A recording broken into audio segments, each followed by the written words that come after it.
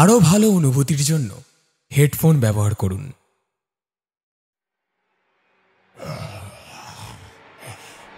হঠাৎ করে গুহার বাতাস বদলে গেল।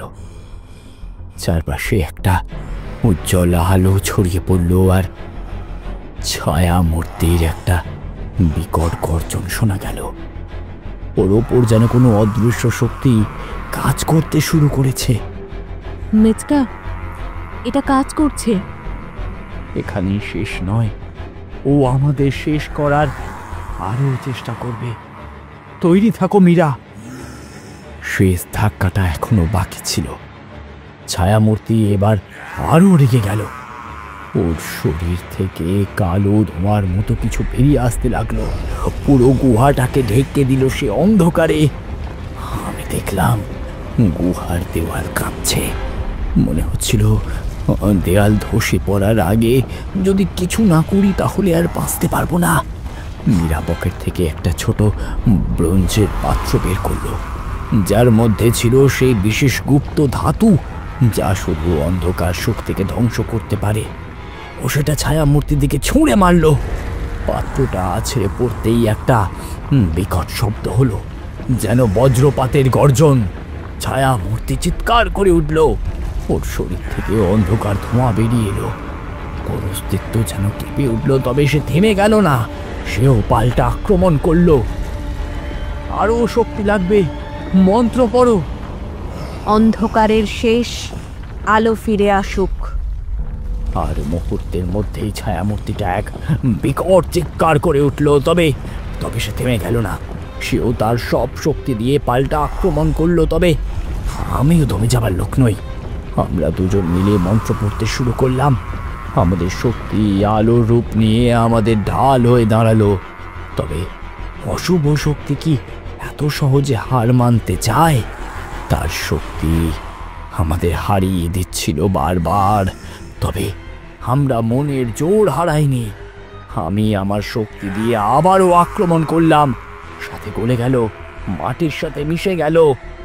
পুরো গুহাটা আলোতে ভরে উঠল, যেন শত শত প্রদীপ একসাথে জ্বলছে।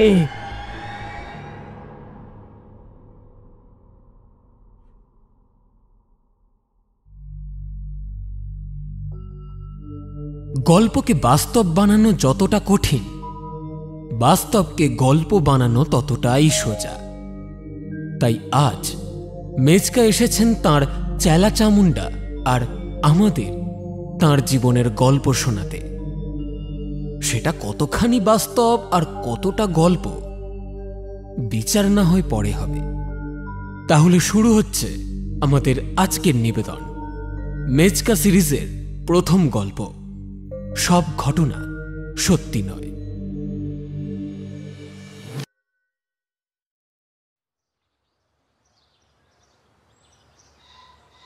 বিকেলবেলা পার্কে বসে আড্ডা চলছে। রোদটা একটু ম্লান হয়ে এসেছে। গাছের পাতাগুলো সোনালি আভা ছড়াচ্ছে, আর বাতাসে শীতলতার ছোঁয়া। সবাই চার মুড়ি নিয়ে বসে আছে আর অপেক্ষা করছে আমার গল্প শোনার জন্য। আমি চায়ের কাপ হাতে নিয়ে একটু চুমুক দিলাম। তারপর ধীরে ধীরে বলতে শুরু করলাম। সেবার এক বন্ধুর ডাকে একটা ছোট শহরে গিয়েছিলাম। খুবই নিরীহ দেখতে একটা জায়গা, যেখানে কোনো বড় ঘটনা ঘটে না বললেই চলে। কিন্তু যে কটা দিন সেখানে কাটিয়েছিলাম তা আমি কোনোদিনও ভুলতে পারবো না। কি হয়েছিল মেচকা? ঘটনাটা শুরু হয়েছিল এক অদ্ভুত চিঠি দিয়ে। আমি তখন কলকাতায় নিজের কাজে নিজেই ব্যস্ত।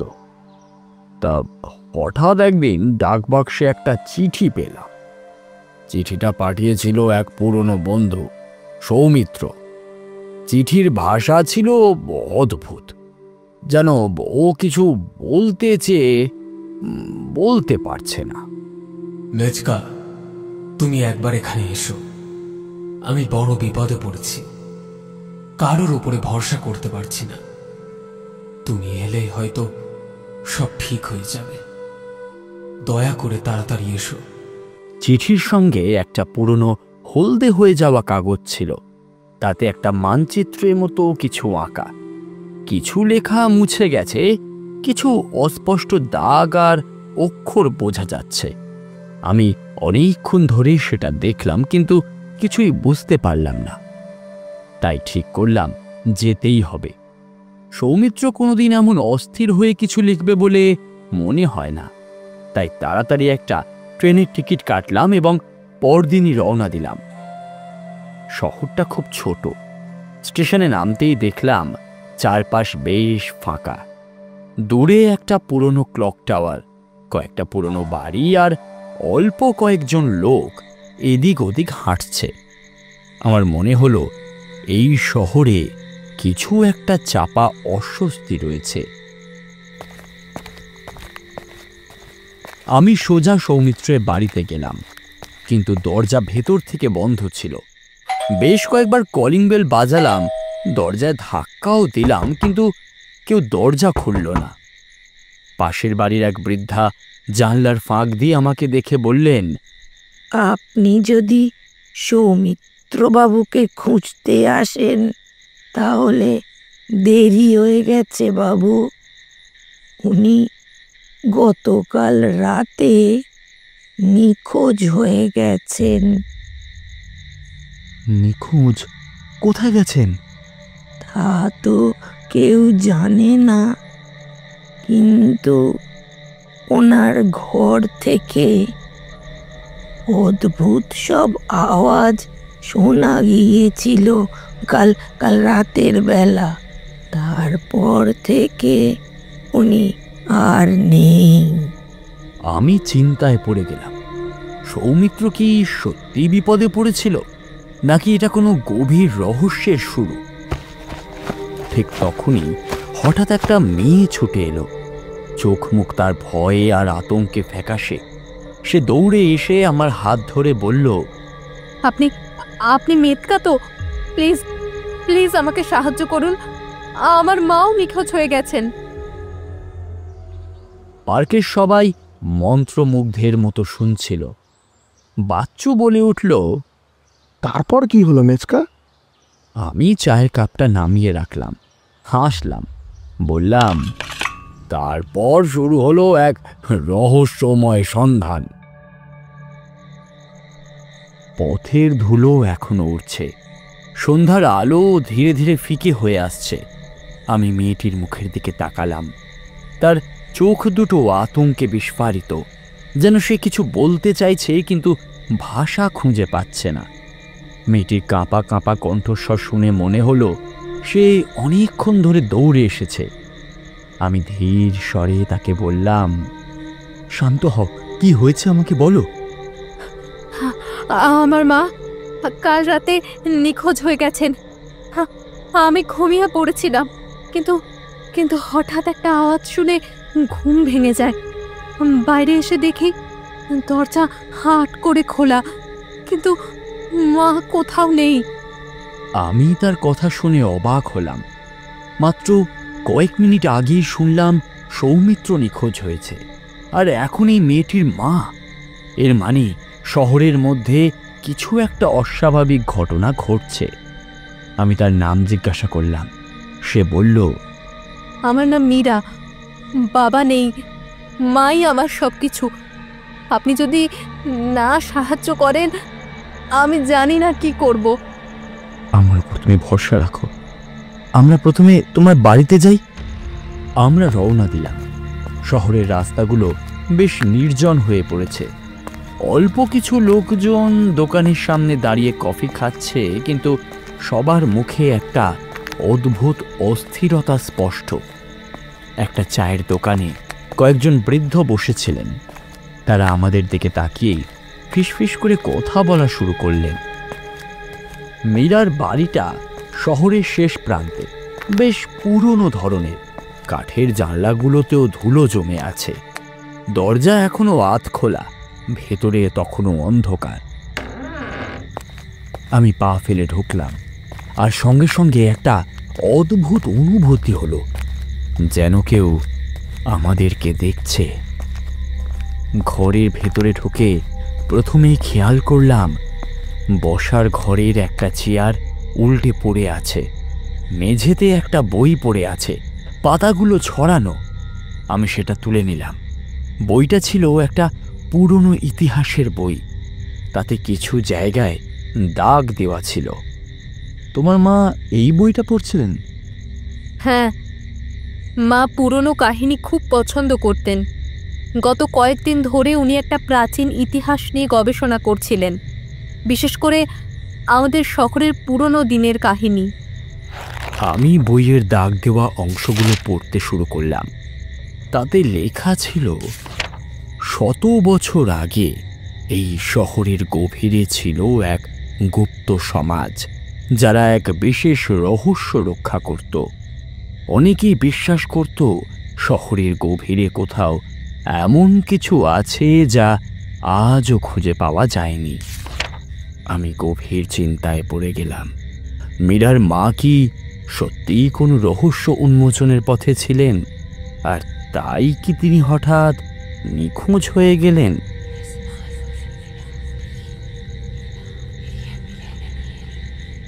ঠিক তখনই বাতাসের মধ্যে একটা অদ্ভুত শব্দ ভেসে এলো, যেন কেউ ফিসফিস করছে। আপনি শুনতে পাচ্ছেন? আমি মাথা নাড়লাম। শব্দটা বাড়ির ভেতরের একটা বন্ধ ঘর থেকে আসছে। আমি ধীরে ধীরে সেই ঘরের দিকে এগোলাম। দরজাটা বাইরে থেকে বন্ধ, কিন্তু একটু ধাক্কা দিতেই সেটা কড়াক করে খুলে গেল। ভেতরে প্রবেশ করতেই দেখি জানলার পর্দা বাতাসে দুলছে, আর মেঝেতে একটা ছেঁড়া কাগজ পড়ে আছে। আমি সেটা তুললাম। তাতে কিছু লেখা ছিল, যা দেখেছ তা সত্য নয়। মীরার চোখ বড় হয়ে গেল। এটা কোনো সাধারণ নিখোঁজের ঘটনা নয় মীরা, এখানে কিছু একটা গভীর ষড়যন্ত্র চলছে। পার্কের সবাই নিঃশ্বাস আটকে শুনছিল। বাচ্চু ফিসফিস করে বলল, তারপর কি হলো মেচকা? সেটা জানতে গেলে তো গল্পটা শেষ করতে হবে। সন্ধ্যা তখন ঘনিয়ে এসেছে। বাড়ির জানলা দিয়ে লালচে আলো পড়েছে মেঝেতে, আর বাতাসে একটা অদ্ভুত নিস্তব্ধতা। আমি কাগজটা হাতে ধরে দাঁড়িয়ে আছি। চোখ আটকে গেছে তার লেখা কথাগুলোতে। যা দেখেছ তা সত্য নয়। এটা কে লিখেছে, কেন লিখেছে, এবং এটা কি বোঝাতে চায়? মীরার শ্বাস দ্রুত চলছে। আমি লক্ষ্য করলাম তার চোখে আতঙ্ক স্পষ্ট। বুঝতে পারলাম সে আস্তে আস্তে ভয় পেতে শুরু করেছে। আমি তার কাঁধে হাত রেখে বললাম, শান্ত হও মীরা, আমরা ধৈর্য ধরে সব কিছু বুঝতে চেষ্টা করব। তোমার মা কি নিয়ে গবেষণা করছিলেন সেটা জানতে পারলে হয়তো কিছু ধারণা পাওয়া যাবে। মা শহরের পুরনো ইতিহাস নিয়ে পড়ছিলেন। তিনি বলতেন, আমাদের শহরে এমন কিছু রহস্য আছে যা কেউ জানে না। কয়েকদিন ধরে মা কিছু পুরনো নথি পড়ছিলেন। সেই নথিগুলো কোথায়? মায়ের পড়ার ঘরে। আমরা ধীরে ধীরে পড়ার ঘরের দিকে এগোলাম। দরজাটা খোলা ছিল, কিন্তু ভেতরে ঢুকে দেখলাম ঘরটা পুরো অগোছালো হয়ে পড়ে আছে। আলমারি থেকে বইপত্র ছড়িয়ে আছে মেঝেতে। টেবিলের উপর রাখা কাগজপত্রগুলো এলোমেলো, যেন কেউ খুব তাড়াহুড়ো করে কিছু খুঁজে নিচ্ছিল। আমি টেবিলের উপর একটা খোলা নোটবুক দেখতে পেলাম। সেটা হাতে তুলে নিয়ে পড়তে শুরু করলাম। এই শহরের পুরনো নথি অনুযায়ী এক সময় এখানে গুপ্ত সাধকরা থাকতেন। তারা এমন কিছু লিপি ও মানচিত্র রক্ষা করতেন যা সাধারণ মানুষ জানত না। কিছু লিপি আজও শহরের কোথাও লুকিয়ে আছে। এই লেখাগুলো দেখে আমি ভাবতে লাগলাম, গুপ্ত সাধক, লুকিয়ে থাকা লিপি, এসব কি শুধুই কল্পনা নাকি বাস্তবে কিছু আছে? ঠিক তখনই হঠাৎ জানলার বাইরে একটা আওয়াজ হলো। আমি দ্রুত জানলার দিকে তাকালাম। বাইরে অন্ধকারে একটা ছায়ামূর্তি দাঁড়িয়ে আছে। আমি ভালো করে দেখতে চেষ্টা করলাম, কিন্তু তার আগেই সেটা হঠাৎ সরে গেল। ও কে ছিল? আমি দ্রুত দরজা খুলে বাইরে বের হলাম, কিন্তু সেখানে কেউ নেই। শুধু বাতাস বইছে আর দূরে একটা কুকুর ডাকছে। কিন্তু মনে হচ্ছিল কেউ আমাদের নজরে রাখছে। মীরা, আমরা কিন্তু একা নই। কেউ আমাদের দেখছে। কেউ চায় না আমরা এগিয়ে যাই। আমরা কি করব এখন? প্রথমত তোমার মাকে খুঁজে বের করতেই হবে। তার জন্য আমাদের জানতে হবে তিনি আসলে কি নিয়ে গবেষণা করছিলেন। আমি আবার ঘরে ঢুকে নোটবুকটা আরও ভালো করে পড়তে লাগলাম। একটি পাতায় কিছু লেখা অস্পষ্ট হয়ে গিয়েছিল, কিন্তু আমি আলতো করে হাত বুলিয়ে দেখলাম তাতে লেখা, গুপ্ত লিপির সন্ধান চাইলে রাতের মধ্যেই শুরু করো। সাদা আলো যেখানে পড়ে সেখানে সত্য লুকিয়ে থাকে। আমি থমকে গেলাম। সাদা আলো, এটা কি বোঝাতে চাইছে? আচ্ছা, এখানে কোনো উজ্জ্বল আলোর উৎস আছে যেটা একটা নির্দিষ্ট জায়গাতে পড়ে? আমাদের শহরের কেন্দ্রে একটা পুরনো ক্লক টাওয়ার আছে। রাতের বেলা তার আলো এক জায়গায় পড়ে। মা বলতেন সেই আলো কোনো রহস্যময় দিক নির্দেশনা দেয়। আমাদের এখনই সেখানে যেতে হবে। রাতে? হ্যাঁ, কারণ কেউ না কেউ চায় না আমরা এগোই। কিন্তু আমরা যদি সত্য জানতে চাই তবে আমাদের সাহস রাখতে হবে। পার্কের আড্ডায় সবাই চুপচাপ শুনছিল। রবি বলে উঠল, মেচকা, তার মানে তুমি রাতের বেলা সেই টাওয়ারে গিয়েছিলে? আরে হ্যাঁ রে, আর সেইখানেই প্রথমবার আমি সত্যের ছায়া দেখেছিলাম।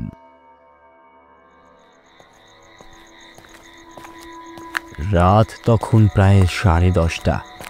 শহরের রাস্তা প্রায় ফাঁকা হয়ে গেছে। দোকানপাট বন্ধ। শুধু কয়েকটি রাস্তার ল্যাম্পপোস্টের আলো নিঃসঙ্গভাবে জ্বলছে। আমি আর মীরা নীরবে শহরের কেন্দ্রে অবস্থিত পুরনো ক্লক টাওয়ারের দিকে হাঁটছিলাম। আমাদের চারপাশের নীরবতা যেন অদৃশ্য কোনো আতঙ্কের ইঙ্গিত দিচ্ছিল। মীরা বারবার পেছনে তাকাচ্ছিল, যেন মনে হচ্ছিল কেউ আমাদের অনুসরণ করছে। ভয় পেও না মীরা, আমাদের লক্ষ্য স্থির রাখতে হবে। ক্লক টাওয়ারটি ছিল শহরের সবচেয়ে পুরনো স্থাপনার মধ্যে একটি। একসময় এটি শহরের গৌরব ছিল, কিন্তু এখন সেটি পরিত্যক্তের মতো পড়ে আছে। দিনের আলোতে সাধারণ একটা পুরনো টাওয়ার মনে হলেও রাতে এটি যেন এক ভয়ঙ্কর রহস্য লুকিয়ে রেখেছে। আমরা ধীরে ধীরে টাওয়ারের সামনে এসে দাঁড়ালাম। ঘড়ির কাঁটা তখন 11টা ছুঁই ছুঁই করছে। চারিদিকে নিস্তব্ধতা। শুধু টাওয়ারের বিশাল ঘড়ির কাঁটার মৃদু টিক টিক শব্দ শোনা যাচ্ছে। আমার মা বলেছিলেন রাতের আলো যেখানে পড়ে সেখানে সত্য লুকিয়ে থাকে। আমি চারপাশে তাকালাম। টাওয়ারের শীর্ষে থাকা বাতিটি মৃদু আলো দিচ্ছে, আর সেই আলো সোজা পড়েছে টাওয়ারের নিচের পাথরের মেঝেতে। আমি একটু এগিয়ে গিয়ে সেই আলোর মধ্যে দাঁড়ালাম। হঠাৎই আমি লক্ষ্য করলাম মেঝেতে কিছু খোদাই করা আছে। আলো সরাসরি পড়তেই সেটি স্পষ্ট হয়ে উঠল। আমি নিচু হয়ে ভালো করে দেখতে চেষ্টা করলাম। সেখানে কিছু অদ্ভুত লিপির মতো কিছু লেখা রয়েছে।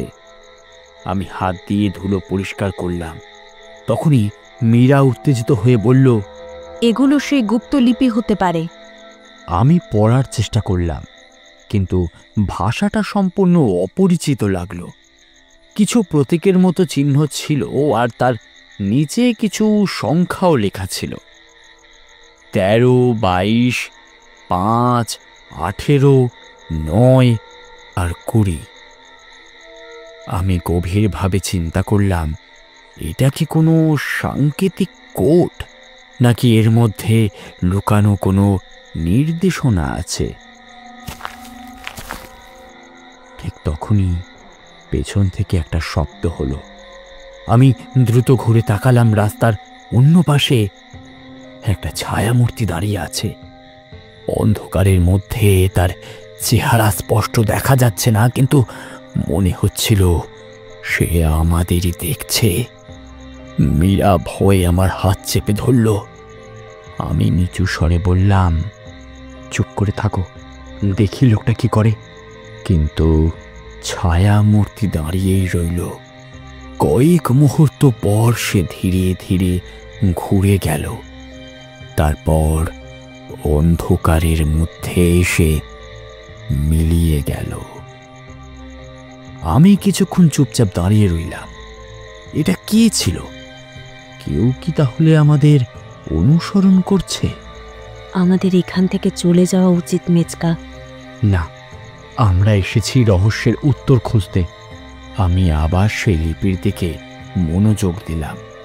সংখ্যাগুলো খুব সাধারণ মনে হলেও আমি বুঝতে পারছিলাম যে এগুলো কোনো সাংকেতিক বার্তা বহন করছে। আমি ভাবতে লাগলাম, সংখ্যাগুলো কি কোনো নাম নির্দেশ করছে? যদি প্রতিটি সংখ্যা ইংরেজি অক্ষর অনুযায়ী হয়, তাহলে 13 = M, 22 = V, 5 = E, 18 = R, 9 = I, R 20 = T। MVERIT।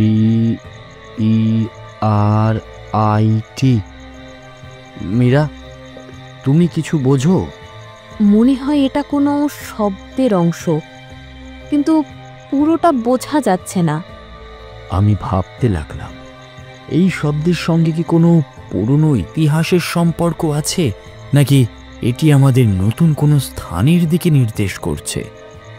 ঠিক তখনই হঠাৎ টাওয়ারের বিশাল ঘড়িটি 11টা বাজালো, আর সঙ্গে সঙ্গে একটা গম্ভীর আওয়াজ হলো।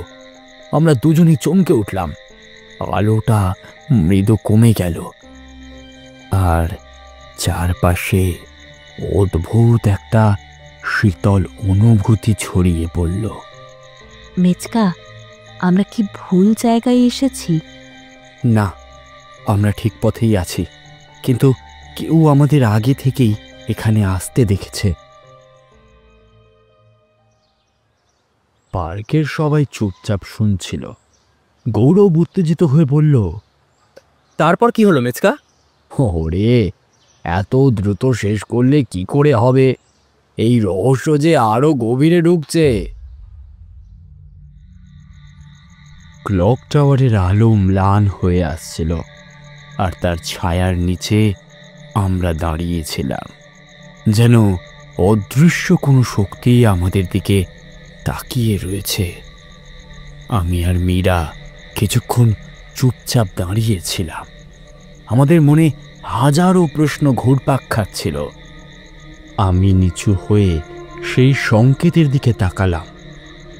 13, 22, 5, 18, 9, 20। MVERIT।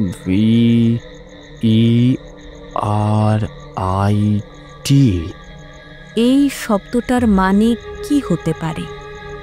এটা কি কোনো নাম, নাকি কোনো লুকানো নির্দেশ?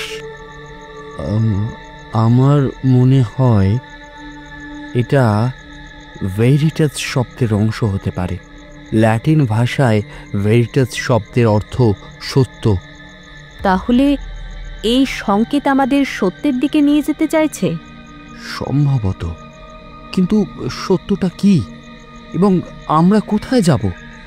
ঠিক তখনই হঠাৎ করে টাওয়ারের উপর থেকে একটা কাগজ উড়ে এসে আমাদের পায়ের কাছে পড়ল। আমরা দুজনেই চমকে উঠলাম। মীরা দ্রুত কাগজটা তুলে নিল। কাগজটা পুরনো ছিল, প্রায় বাদামি হয়ে গেছে।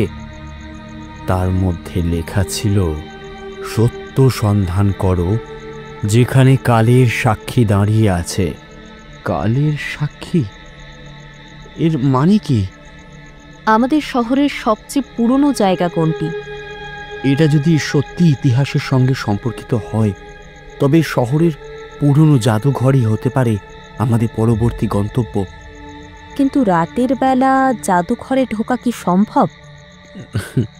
সাধারণভাবে নয়, কিন্তু আমাদের সত্য খুঁজে বের করতেই হবে মীরা। আমরা ধীরে ধীরে শহরের পুরনো জাদুঘরের দিকে হাঁটতে শুরু করলাম। রাস্তায় তেমন কেউ ছিল না, শুধু রাস্তার ল্যাম্পপোস্টগুলো নীরব পাহারায় ছিল। আমাদের পায়ের শব্দই যেন বাতাসে প্রতিধ্বনিত হচ্ছিল।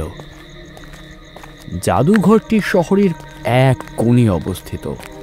এটি একসময় এক জমিদারের প্রাসাদ ছিল। পরে সেটিকে ঐতিহাসিক নিদর্শন হিসাবে সংরক্ষণ করা হয়।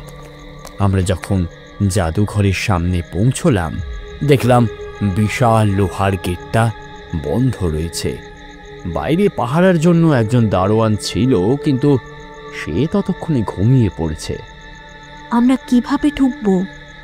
আমি চারপাশে তাকালাম, তারপর নিচু স্বরে বললাম, পেছনের দিকে একটা ছোট্ট দরজা আছে, সেটা হয়তো খোলা থাকতে পারে। আমরা নিঃশব্দে জাদুঘরের পেছনের দিকে গেলাম। সেখানে সত্যিই একটা ছোট দরজা ছিল, আর ভাগ্যক্রমে সেটা ভেতর থেকে ঠিকমতো বন্ধ করা হয়নি। আমি আস্তে করে দরজাটা ঠেলে খুললাম। ভেতরে এক টানা অন্ধকার। আমি আমার পকেট থেকে ছোট্ট একটা টর্চ বার করলাম। মীরা বলল, এটা কি সত্যি ভালো আইডিয়া? কখনো কখনো সত্য জানতে নিয়ম ভাঙতে হয়। আমরা আস্তে আস্তে ভেতরে প্রবেশ করলাম। জাদুঘরের ভেতরটা ভয়ঙ্কর নিস্তব্ধ ছিল। শুধু মাঝে মাঝে পুরনো কাঠের মেঝে কড়মড় করে শব্দ করছিল। আমাদের শ্বাস প্রশ্বাসেরও শব্দ স্পষ্ট শোনা যাচ্ছিল। আমাদের সেই চিহ্ন খুঁজতে হবে যা সত্যের ইঙ্গিত দিচ্ছে। আমরা ধীরে ধীরে এক কক্ষে প্রবেশ করলাম। এখানে পুরনো সব ইতিহাসের নিদর্শন রাখা ছিল। জমিদারদের ব্যবহৃত তরোয়াল, পোশাক, পুরনো দলিলপত্র। কিন্তু আমাদের লক্ষ্য ছিল সংকেত খুঁজে বার করা। ঠিক তখনই হঠাৎ মীরা আমার হাত টেনে ধরল। মেচকা, দেখো। আমি মীরা যেখানে দেখাচ্ছিল সেই দিকে তাকালাম। একটা পুরনো ছবি টাঙানো ছিল। ছবিটা ছিল শহরের সবচেয়ে পুরনো মানচিত্রে। আমি কাছে গিয়ে ভালো করে দেখলাম। ছবির নিচে ছোট ছোট অক্ষরে লেখা ছিল, ভেরিটাস ভিনসিট, সত্য সর্বদা জয়ী হয়। আমরা দুজনেই বিস্ময়ে তাকালাম। এটা তো সেই শব্দেরই বাকি অংশ। এর মানে আমাদের এই মানচিত্রটা ভালো করে বিশ্লেষণ করতে হবে। এখানে হয়তো লুকানো কিছু আছে। আমি হাতে টর্চ ফেলতেই হঠাৎ মানচিত্রের এক কোণে একটা ছোট্ট চিহ্ন দেখা গেল। সেখানে একটা দরজার মতো কিছু আঁকা ছিল, আর তার পাশে লেখা ছিল, সময়ের দরজা খুলবে সেই যে সত্যের পথ চিনতে পারে। মীরা, আমাদের বুঝতে হবে এই দরজাটা কোথায়। আমি থামলাম। আড্ডার সবাই উত্তেজনায় তাকিয়ে রইল। তারপর কি হলো মেচকা? সেই দরজাটা খুঁজে পেয়েছিলে? সেই গল্প জানতে হলে আরও ধৈর্য ধরতে হবে। আমি একটা গভীর নিঃশ্বাস ফেললাম। চায়ের কাপটা হাতে নিয়ে এক চুমুক দিলাম। পার্কের আড্ডার সবাই তখনও উত্তেজিত হয়ে তাকিয়ে আছে। রবি আবার বলে উঠল, মেচকা, এরপর কি হলো? তোমরা কি সেই দরজাটা খুঁজে পেয়েছিলে? সে তো খুঁজতেই হবে।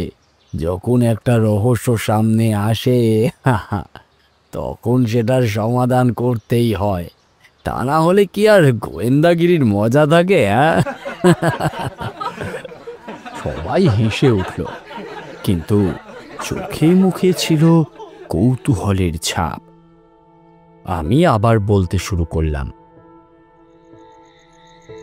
আমরা দুজন তখন জাদুঘরের পুরনো মানচিত্রের সামনে দাঁড়িয়ে। অন্ধকার ঘরে শুধু আমার ছোট টর্চের আলোটা ছড়িয়ে পড়েছে। মানচিত্রে যে দরজার চিহ্ন ছিল সেটা দেখতে খুব ছোট, কিন্তু ঠিক তার পাশেই একটা বাক্য লেখা ছিল, সময়ের দরজা খুলবে সেই যে সত্যের পথ চিনতে পারে। এই দরজাটা কি জাদুঘরের কোনো লুকোনো কক্ষের ইঙ্গিত দিচ্ছে? এটাই মনে হচ্ছে, কিন্তু আমাদের খুঁজে বের করতে হবে এই মানচিত্রের সাথে বাস্তব জগতে কোন জায়গাটার মিল আছে। আমরা আরও কিছুক্ষণ মানচিত্রটা পরীক্ষা করলাম। হঠাৎ আমি বুঝতে পারলাম মানচিত্রের এক অংশে যে দরজার চিহ্ন আঁকা আছে সেটা জাদুঘরের দক্ষিণ দিকের একটা দেওয়ালের সাথে মিলে যাচ্ছে। চলো দক্ষিণ দিকটা দেখে আসি। আমরা সাবধানে সেই দিকে এগোলাম। জাদুঘরের ভেতর তখন একদম নিস্তব্ধ। বাইরে মাঝরাতের হাওয়া বইছিল। দক্ষিণ দিকের দেওয়ালটা ছিল পুরনো, কিছুটা বিবর্ণ হয়ে গেছে। আমি টর্চের আলো ফেললাম, কিন্তু সেখানে কোনো সাধারণ দরজা দেখা গেল না। মীরা ধীরে ধীরে দেওয়ালটা ছুঁয়ে দেখল।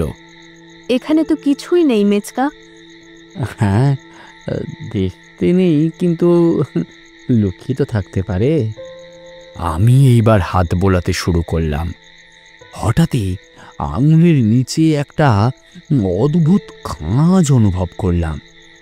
মনে হলো যেন দেওয়ালের মধ্যে কিছু একটা লুকিয়ে আছে। মীরা, এই জায়গায় একটু জোর দিয়ে চাপ দাও তো। মীরা সাথে সাথে আমার নির্দেশ মেনে চাপ দিল, আর ঠিক তখনই ক্লিক একটা হালকা শব্দ হলো, আর দেওয়ালের একটা অংশ আস্তে আস্তে সরতে লাগলো। আমরা দুজনেই অবাক হয়ে গেলাম। দরজাটা খুলে যাচ্ছে। একটা সরু পথ দেখা গেল, যার ওপাশে সম্পূর্ণ অন্ধকার। এটা কি সত্যি সময়ের দরজা? সময়ের দরজা কিনা জানি না, তবে এটা যে একটা রহস্যময় দরজা সেটা আমি নিশ্চিত।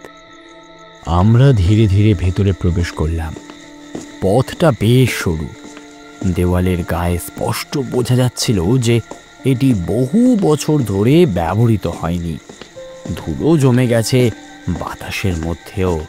অদ্ভুত একটা ছাই ছাই গন্ধ। কিছু দূর যাওয়ার পর আমরা একটা বড় কক্ষের সামনে পৌঁছালাম। কক্ষটা একদম শূন্য নয়, চারপাশে পুরনো বই, নথিপত্র এইসবই ছড়িয়ে আছে। আর ঘরের মাঝখানে রাখা আছে একটা লোহার সিন্দুক। আমি আর মীরা পরস্পরের দিকে তাকালাম। এটা তো একটা গুপ্ত কোষাগারের মতো লাগছে। আমি ধীরে ধীরে সিন্দুকের কাছে এগোলাম।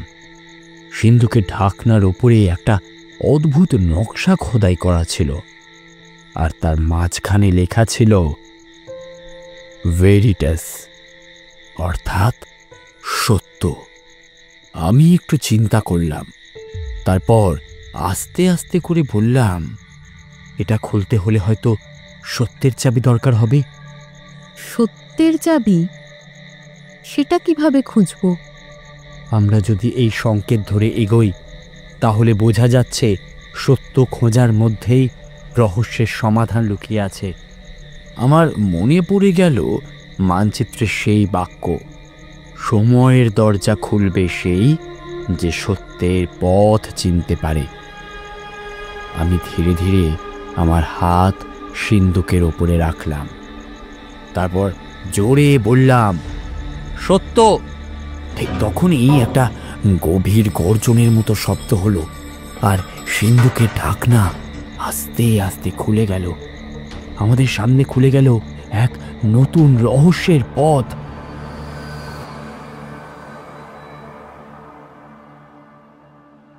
তারপর মেচকা, সিন্ধুকের ভেতরে কি ছিল? সেটা জানতে হলে আরো ধৈর্য ধরতে হবে। রহস্য একসাথে খোলা যায় না বন্ধু। মেচকা, আর কষ্ট দিও না। পরবর্তী অধ্যায় জেনে যাবে বন্ধুরা। আমি আবারও এক চুমুক চা খেলাম। সন্ধ্যার আলো তখন ধীরে ধীরে ফিকে হয়ে আসছে। চারপাশে একটা নরম বাতাস বইছে। আড্ডার সবাই তখন উত্তেজিত হয়ে তাকিয়ে আছে। মেচকা, এইবার দয়া করে বলুন, সিন্ধুকের ভেতরে কি ছিল? সবাই একসঙ্গে মাথা নাড়ল। আমি একটু হাসলাম, তারপর বলতে শুরু করলাম আবার। সিন্ধুকের ঢাকনাটা খুলতেই একটা ধুলোর ঝাপটা আমাদের মুখে এসে লাগলো। আমি আর মীরা মুখ ঢাকতে বাধ্য হলাম। কয়েক সেকেন্ড পর ধুলো একটু কমতেই আমরা নিচে তাকালাম। সিন্ধুকের ভেতরে গয়না, সোনাদানা বা টাকা পয়সা কিছুই নেই, বরং সেখানে রাখা আছে একগুচ্ছ পুরনো নথিপত্র আর একটা ছোট্ট কাঠের বাক্স। এত কষ্ট করে আমরা শুধু কাগজ আর কাঠের বাক্স পেলাম। সবচেয়ে বড় গুপ্তধন তো জ্ঞান। হয়তো এটাই আমাদের সবচেয়ে মূল্যবান সূত্র। আমি নথিপত্রগুলো এক এক করে দেখতে লাগলাম। পুরনো কাগজ, কিছু হাতে লেখা ডায়েরির পাতা আর কয়েকটা অদ্ভুত নকশা। একটা নথির উপর বড় করে লেখা ছিল অজ্ঞাত সত্যের খোঁজে। আমি আর মীরা অবাক হয়ে ওটা খুললাম। ভেতরে ছিল হাতের লেখা কিছু নোট। পড়তে পড়তে বুঝতে পারলাম এটা বহু বছর আগের এক গবেষকের লেখা। তিনি কিছু একটা খুঁজছিলেন, আর সেটা এই জাদুঘরের গোপন অংশে লুকিয়েছিল। হঠাৎ মীরা কাঠের বাক্সটা হাতে নিয়ে বলল, এটা কি? আমি বাক্সটা হাতে নিয়ে পরীক্ষা করলাম। উপরে লাতিন ভাষায় কিছু লেখা, টেম্পাস এস্ট ক্যালাভিস, অর্থাৎ সময়ের চাবি। সময়ের দরজা, সময়ের চাবি, সবকিছুই সময়ের সাথে জড়িত। তাহলে এই বাক্সের মধ্যে হয়তো সেই চাবিটাই আছে, যা আমাদের আসল সত্যের কাছে নিয়ে যাবে। আমি আস্তে করে বাক্সের ঢাকনাটা খুললাম। বাক্সের ভেতরে ছিল একটা ছোট পিতলের চাবি, আর সাথে একটা ছোট্ট পার্চমেন্ট পেপার। তাতে হাতে লেখা একটা বাক্য, অতীতের দরজা খুলে দেখো, ভবিষ্যৎ তোমার অপেক্ষায়। আমি আর মীরা বিস্মিত হয়ে পরস্পরের দিকে তাকালাম। এর মানে কি? আমার ধারণা এই চাবিটা কোনো একটা বিশেষ দরজার জন্য। হয়তো এই জাদুঘরের ভেতরে এমন কিছু আছে যা অতীতের কোনো গোপন সত্যকে ধরে রেখেছে। তাহলে আমাদের ওই দরজাটা খুঁজতে হবে।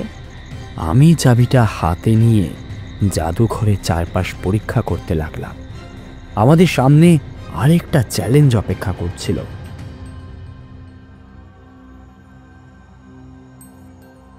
তারপর দরজাটা কি খুঁজে পেয়েছিলেন? সেটা জানতে হলে অপেক্ষা করতে হবে পরের অধ্যায় পর্যন্ত। মেচকা, রহস্যের মজা তো ধাপে ধাপে লুকিয়ে আছে বন্ধুরা। আমি চায়ের কাপটা এক চুমুকে শেষ করলাম এবং আড্ডার সবাইকে এক দৃষ্টিতে দেখলাম। তাদের চোখের মধ্যে যেন এক অদ্ভুত আগ্রহ ফুটে উঠেছে। চিত্রে সাজানো গল্প যেন তাদের মনের মধ্যে নতুন এক রহস্যের জন্ম দিয়েছে। তাহলে মেচকা, ওই সেই চাবি দিয়ে কি হলো?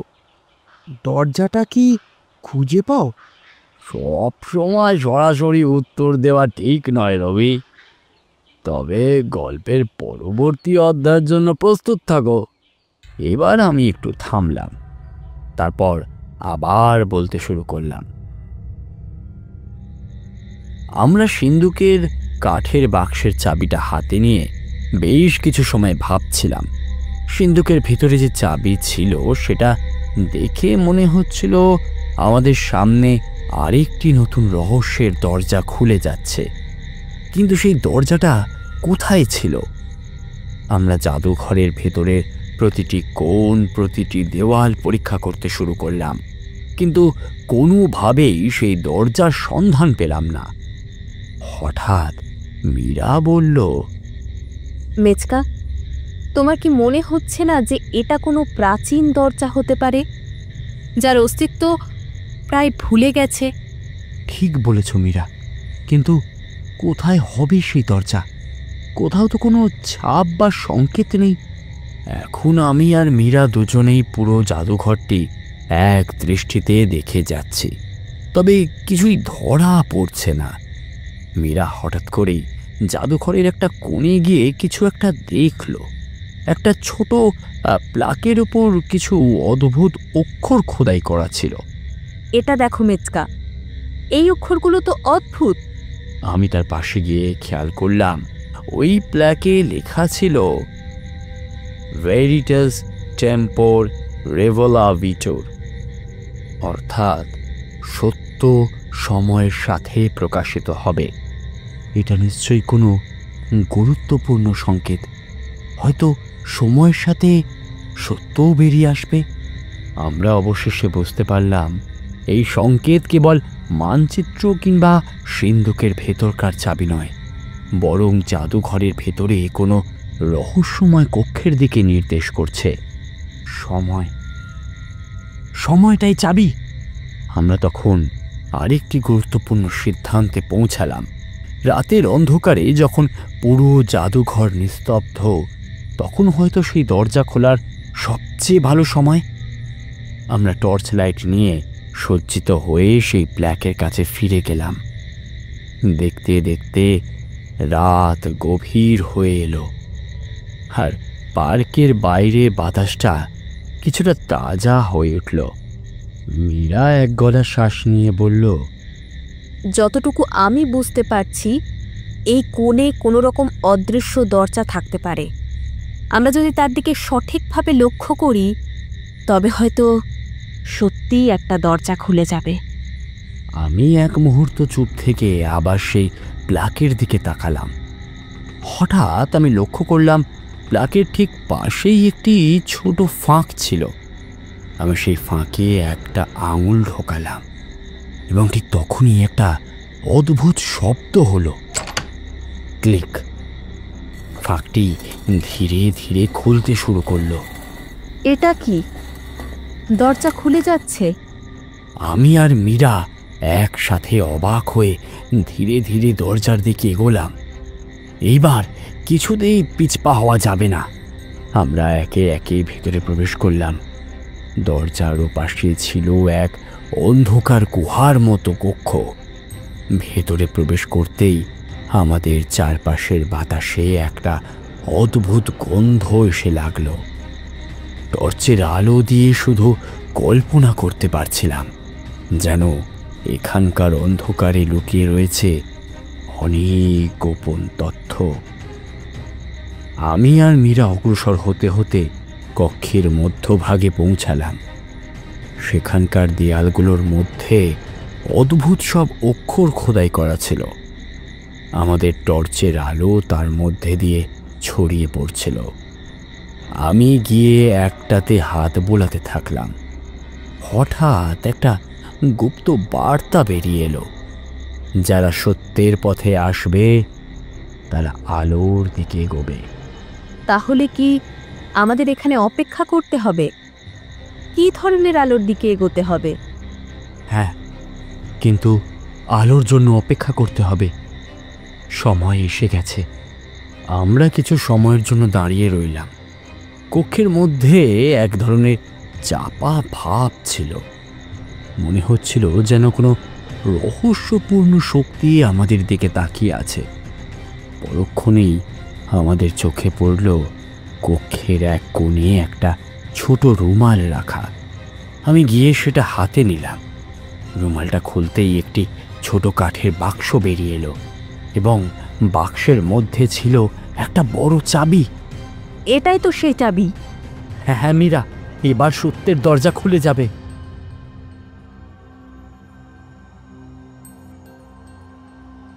আমি গল্প শেষ করার পর সবাই অপেক্ষা করছিল। রবি হেসে বলল, মেচকা চাবি তো পেলেন, কিন্তু পরের অধ্যায়ে কি হবে? রহস্য তো একে একে খোলাই যায় রবি, অপেক্ষা করো, আমরা আরও এক ধাপ এগিয়ে যাব। আর আড্ডার সবাই আগ্রহ ভরে আমার মুখের দিকে তাকিয়েছিল। তার আগের গল্পে এতটা উত্তেজনা ছড়িয়ে গেছে যে এবার কি ঘটবে তা নিয়ে সবাই বিস্মিত ছিল। রবি বলল, মেচকা, তো এই চাবি নিয়ে তোমরা কোথায় গিয়েছিলে? আরে গল্প তো চলতে দাও, তুমি কি সোজা উত্তর চাও রবি?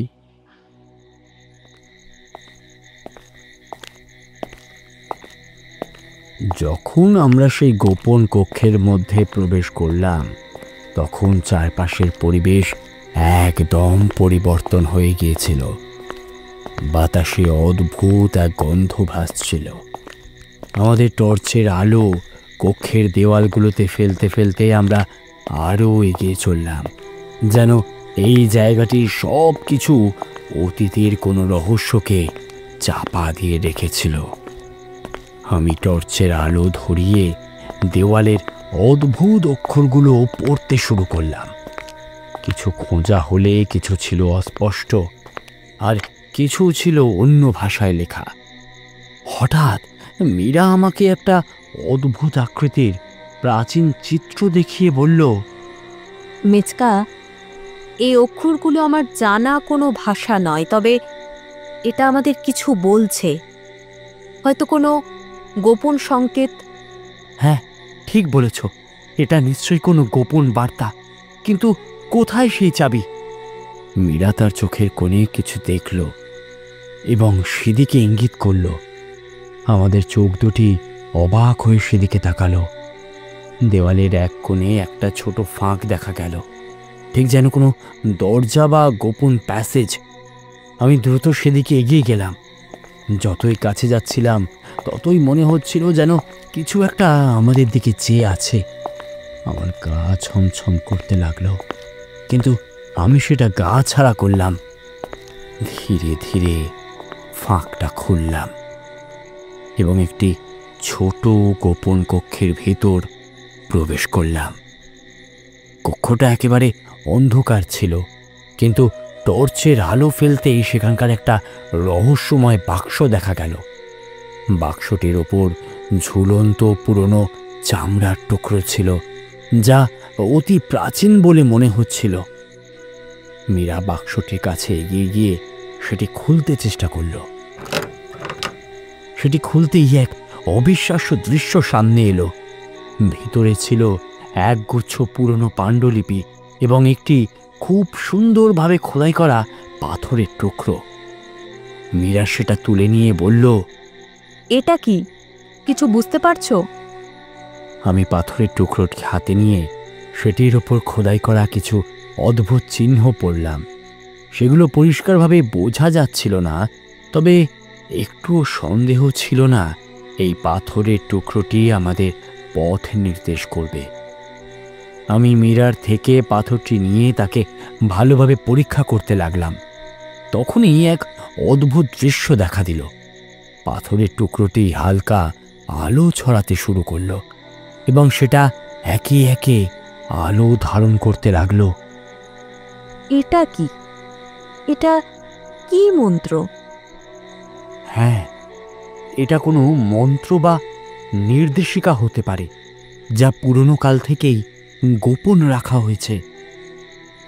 আমি পাথরের ওপর আরও ভালোভাবে খুঁটিয়ে খুঁটিয়ে দেখতে লাগলাম।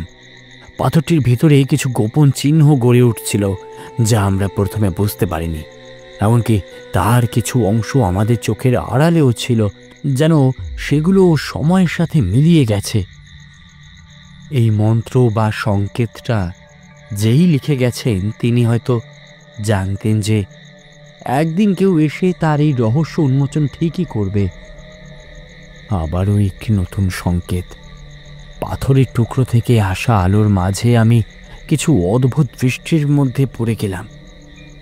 আমি মিরার থেকে পাথরটি নিয়ে আরও খুঁটিয়ে দেখলাম।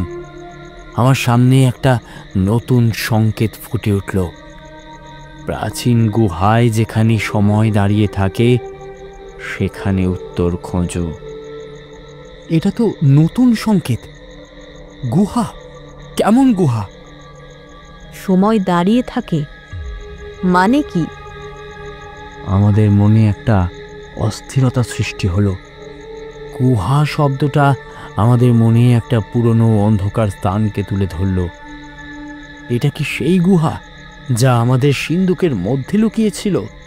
এমনকি সেটা আমাদের সেই সন্ধান দেয় যা বহু বছর আগে হারিয়ে গিয়েছিল।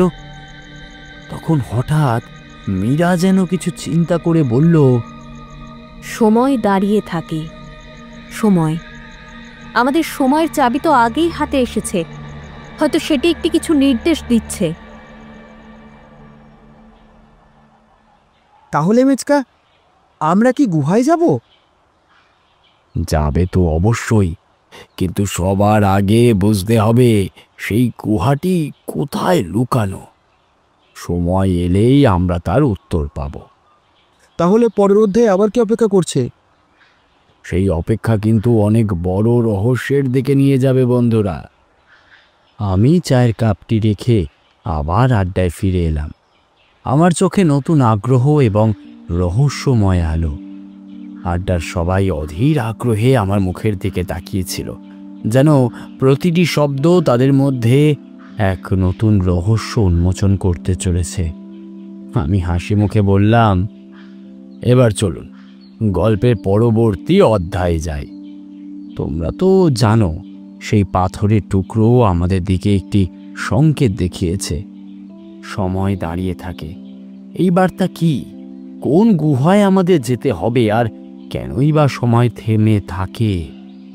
মেচকা, তুমিই তো বলেছিলে গুহার সন্ধান পাওয়া যাবে। সেই গুহাটি কি কোথাও আমাদের সামনে চিহ্নিত রয়েছে? হ্যাঁ, সেটা সামনে রয়েছে। তবে তার জন্য প্রথমে আমাদের কিছু সময়ের পেছনে ফিরে যেতে হবে। আমরা তখন চট্টগ্রামের একটি পুরনো অঞ্চলে এসেছি। এই এলাকাটি প্রাচীন এবং বহু পুরনো রহস্যে মোড়ানো। মীরা তার হাত দিয়ে একটি পুরনো মানচিত্র বার করল। মানচিত্রটির কোণে কিছু অদ্ভুত চিহ্ন ছিল, যেন এটি শতাব্দী প্রাচীন কিছু নির্দেশিকা। আমি মানচিত্রটি খুলে দেখলাম সেখানে একটি বিশেষ স্থান চিহ্নিত করা ছিল, যেখানে লেখা ছিল সময় যেখানে দাঁড়িয়ে থাকে। তাহলে সেখানে পাবে এক গোপন গুহা। এটা তো আবার নতুন পথের সন্ধান দিচ্ছে। এই গুহাটা কি আসলে এখানে কোথাও আছে? আমরা দুজন একে অপরকে দেখে একে একে মাথা নাড়লাম। নিশ্চিত না হলেও কিছু একটা ছিল যে আমাদের টানছিল, কিছু একটা যা আমাদেরকে এই পথে পরিচালিত করছে। মীরা জানালো, এই অঞ্চলের প্রাচীন মানুষেরা বিশ্বাস করত এখানে এমন কিছু রহস্য লুকানো আছে যা কেবলমাত্র একান্ত সত্যিকারের অনুসন্ধানকারীরাই বের করতে পারে। আমরা একটি নির্দিষ্ট গন্তব্যে পৌঁছালাম। এই জায়গাটি বেশ অন্ধকার ছিল, আর গাছপালাগুলো এতটাই ঘন ছিল যে সূর্যের আলো ভেতরে পৌঁছাতে পারছিল না। চারপাশে এক নিস্তব্ধতা ছিল, যেন এই গাছগুলো আমাদেরকে কিছু বলতে চাইছিল, কিন্তু সে ভাষা ছিল আমাদের ধরতে অক্ষম। আমরা কিছু দূরে এগিয়ে গিয়ে একটি বড় গুহার প্রবেশ পথ দেখতে পেলাম। গুহার মুখে কিছু পুরনো খোদাই করা চিহ্ন ছিল, যা অবিশ্বাস্যভাবে পাথরের টুকরোটি থেকে পাওয়া সংকেতের সাথে মিলে যাচ্ছিল। এখানে কি কিছু আছে? এই গুহা কি আমাদেরই জন্য? মীরা কিছু না বলে একসাথে এগিয়ে চলল। আমাদের মধ্যে উত্তেজনা এবং সাসপেন্স ছিল। গুহার ভিতরে প্রবেশ করতেই যেন এক ধরনের পরিবর্তন অনুভূত হলো।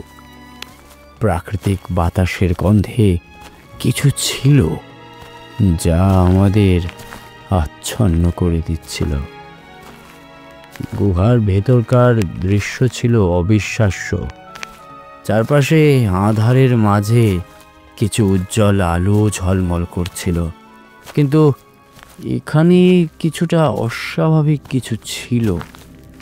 বালু এবং পাথরের মধ্যে এক অদ্ভুত কাঠামো ছিল। এই কাঠামোটির সঙ্গে একটা রহস্য জড়িত থাকতে পারে। মনে হচ্ছে এটা আগে কোনো বিশেষ উদ্দেশ্যে তৈরি হয়েছে। এতক্ষণে আমি লক্ষ্য করলাম গুহার মধ্যেই একটি প্রাচীন পাথরের খিলান ছিল এবং তার কাছে কিছু অদ্ভুত রথের চিহ্ন খোদাই করা ছিল। সেই চিহ্নগুলো পাথরের ওপর ক্ষুদ্র ক্ষুদ্র রেখার মতো ছিল। মীরা এগিয়ে গিয়ে বলল, এই চিহ্নগুলো কি তোমার পাথরের টুকরোটির মতো? আমি এগিয়ে গিয়ে চিহ্নগুলো পরীক্ষা করতে লাগলাম। পাথরের টুকরোতে যে সংকেত ছিল সেটা যেন এই গুহার মধ্যেই খুঁজে পাওয়া ছিল। আমি অনুভব করলাম কিছু একটা ছিল এখানে যা আমাদের সমস্ত রহস্যের উত্তর দেবে। আমরা আরও কিছুটা গভীরে প্রবেশ করলাম। গুহার মাঝখানে একটি প্রাচীন অলংকৃত বাক্স রাখা ছিল। সেটি দেখে মনে হচ্ছিল যেন সেটা বহু বছর আগের কিছু গুরুত্বপূর্ণ বস্তু ধারণ করছে। আমি সেটা খোলার চেষ্টা করলাম, কিন্তু তেমন কিছু দেখা গেল না। কেবল কিছু পুরনো পত্রিকা এবং গয়না ছিল। তবে হঠাৎ গুহার শেষ প্রান্তে আমাদের নজর পড়ল একটা বড় পাথরের চাকা, যা ঘোরানোর জন্য তৈরি করা হয়েছে। চাকা বেশ পুরনো ছিল, কিন্তু তার গায়ে কিছু অদ্ভুত অক্ষর খোদাই করা ছিল। এটা কিছু একটা নির্দেশনা দিতে পারে। আমাদের একটু খুঁজে দেখতে হবে। অবশেষে আমরা ওই চাকা ঘোরাতে শুরু করলাম, আর কিছু মুহূর্ত পরেই চাকার নিচে লুকানো একটি পুরনো দরজা খোলার শব্দ শোনা গেল। দরজা খোলার পর আমরা ভেতরে ঢুকে দেখি সেখানে একটি লুকানো কক্ষ। কক্ষের ভেতর ছিল কিছু মূল্যবান বস্তু এবং একটি পুরনো রোল যা প্রাচীন অক্ষরে লেখা ছিল। আমি সেটা খুলে পড়তে লাগলাম, আর তার ভেতরে ছিল আরও রহস্যময় নির্দেশনা। এটা একটা নতুন গন্তব্যের দিকে নিয়ে যাবে নিশ্চয়ই। আমরা একে অপরকে দেখে একসাথে বললাম, এটাই আমাদের পরবর্তী অভিযান। গুহার ভেতরে যা কিছু আমাদের সামনে উঠে এসেছে সেগুলো ছিল চমকে দেওয়ার মতো। আমাদের সামনে বিশাল এক অতীতের আয়োজন ছিল যা ধারণাও করতে পারিনি। সেই রহস্যময় দরজা খোলার পর যা দেখেছিলেন তা কেবল একটি রহস্যময় পৃথিবীরই অংশ ছিল, যেখানে সময়ও দাঁড়িয়েছিল। গুহা থেকে বের হয়ে এসে আমরা কয়েকটা মুহূর্ত চুপচাপ দাঁড়িয়েছিলাম, কারণ আমাদের সাথে ঘটে যাওয়া ঘটনাগুলো ছিল তা আমাদের জ্ঞান ও অভিজ্ঞতারই বাইরে। এটা কেবল শুরু। সামনে যা আসবে তা সত্যিই অবিশ্বাস্য হতে চলেছে। আমাদের সামনে ছিল একটি প্রাচীন শহরের ধ্বংসাবশেষ। চারপাশে ছিল অদ্ভুত সব প্রাচীন পাথরের গড়ন। নিস্তব্ধ চুপচাপ পরিবেশ, যেন সময় থেমে গিয়েছে। অনুভব করলাম আমরা যেন কোনো এক সময়ের মধ্যে ঢুকে পড়েছি, যেখানে পুরনো সভ্যতা আর আধুনিক সভ্যতার মধ্যে একটা সীমারেখা সৃষ্টি হয়েছে। এটা কি আসলেই সেই শহর? যা কিছু আমরা পড়েছি তা কি এই শহরেরই অংশ? কিছুটা সময় চুপ করেই ছিলাম, তারপর নিজের বিস্ময় কাটিয়ে উত্তর দিলাম, হ্যাঁ হ্যাঁ হ্যাঁ, এইটাই সেই শহর। আর এই শহরের ইতিহাসে এক অজানা শক্তির উপস্থিতি ছিল। যা কিছু ঘটেছে সেটা আমাদের পক্ষে এখনো পুরোপুরি বুঝে ওঠা সম্ভব নয়। এই শহরের ইতিহাসের ওপর যতটা পড়া যায় ততটাই অস্পষ্ট। কিছু পুরনো বইয়ে বলা হয়েছিল যে এই শহরটা একসময় পৃথিবীর অন্যতম শক্তিশালী সভ্যতা ছিল, কিন্তু একদিন এক অজ্ঞাত শক্তি তাদের ধ্বংস করে দেয়। এবং শহরটি এক দীর্ঘ সময়ের জন্য ভুলে যায়। এটা খুবই অদ্ভুত। আমাদের ইতিহাসে এমন কিছু কখনোই আলোচনায় আসে না। যে শক্তি এই শহরকে ধ্বংস করেছিল সেটা কি ওই চাকা বা গুহায় সংরক্ষিত চিহ্নগুলোর সাথে কি কোনোভাবে সম্পর্কিত? সম্ভবত এই শক্তি কোনো এক পুরনো সভ্যতার আধ্যাত্মিক শক্তি ছিল, যা পৃথিবীর সাথে সম্পর্কিত। আমাদের এখন আর সময় নষ্ট না করে ওই চিহ্নগুলি অনুসরণ করা উচিত। এরপর চুপ করে শুনতে থাকো। মীরা তখন দেখতে পেল শহরের মাঝখানে একটি বিশাল পাথরের মন্দির ছিল, যার মধ্যে এক অদ্ভুত আলোক ছটা ছড়িয়ে পড়ছিল। এটি যেন অন্য এক সময়ের পাথরের জ্যামিতিক অঙ্কের অংশ ছিল। মন্দিরের সামনে বড় একটা পাথর ছিল, যেটির মধ্যে অনেকগুলি প্রাচীন অক্ষরের খোদাই ছিল। এটা কি সেই মন্দির? কি ভয়ঙ্করভাবে অনুবক্ত! এটা সেই স্থান যেখানে শক্তি সঞ্চিত ছিল, এবং সেই শক্তি যেটি আমাদের জন্য তৈরি করা হয়েছে তা এখানে অপেক্ষা করছে। আমাদের এখন এই মন্দিরের ভেতর ঢুকতে হবে। মন্দিরের দিকে এগিয়ে গেলাম। মন্দিরের মধ্যে ঢুকে আমাদের চোখে পড়ল এক বিশাল আলোকময় ত্রিভুজ আকৃতির বস্তু, যা দৃশ্যত একটি শক্তিশালী বস্তু ছিল। এটা কি? খুবই মনোযোগ দিয়ে বস্তুটি লক্ষ্য করলাম। তারপর বললাম, এটাই সেই শক্তি যা এক সময় সভ্যতা নির্মাণ করেছিল, কিন্তু যেই শক্তি আমাদের সামনে দাঁড়িয়ে তা অনেক প্রাচীন এবং অনেক শক্তিশালী। আমরা এখানে এসেছি, তবে এখান থেকে বেরিয়ে যাওয়ার জন্য আমাদের আরো অনেক কিছু জানতে হবে। মীরা অবাক হয়ে আমার দিকে চেয়ে আছে। কোনো কিছু সান্ত্বনা দেওয়ার ভাষা হারিয়ে ফেলেছিলাম। একটা দীর্ঘ নিঃশ্বাস নিয়ে বললাম, তবে মনে হয় এখানে এক গুরুত্বপূর্ণ বিষয় লুকানো আছে, যা কেবলমাত্র সেই প্রকৃতিকে জানলে আমরা উদ্ধার করতে পারব। আমরা মন্দিরের চারপাশে আরও কিছু খুঁজতে শুরু করলাম। মন্দিরের দেওয়ালে খোদাই করা কিছু পুরনো লিপির অক্ষর আমাদের সামনে এলো। এটা কিছু নির্দেশিকা দিতে পারে। কিছু লিপি আমার বেশ পরিচিত মনে হচ্ছে। আগ্রহ নিয়ে লিপিগুলো পড়তে শুরু করলাম। মনে হলো কিছুটা বুঝতে পারছি। সময়ের অদ্ভুত গতি ও গতির দিক ইঙ্গিত করছে। কিছু একটা জানাচ্ছে কিছু অদ্ভুত শক্তির সম্পর্কে। মন্দিরের ভেতরের দিকে এগিয়ে গেলাম। সেখানে ছিল এক বিশেষ পাথরের গঠন। পুরো বিষয়টা আমাদের সামনে এক নতুন রহস্য উন্মোচন করছিল, একটা নতুন কিছুর শুরু। আমার ইনটিউশন বলছিল এই পথেই ধীরে ধীরে আলোর দেখা মিলবে। মন্দিরের অন্ধকার কোণগুলি এক অদ্ভুত শান্তিতে আচ্ছন্ন ছিল, যেন সময় নিজেই থেমে গেছে। মন্দিরের গভীরে এক অসীম রহস্য ছিল, যার কল্পনাও আমরা কোনোদিনও করিনি। বাতাসে গাঢ় অস্থিরতা ছিল, যেন সবকিছু ঘুরে যাবে এমন এক শ্বাসরুদ্ধকর পরিস্থিতি তৈরি হয়েছিল।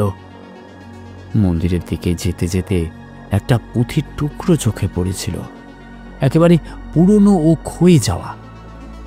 আমি খুব সাবধানে পৃষ্ঠাটি ঘুরিয়ে ফিরিয়ে দেখলাম।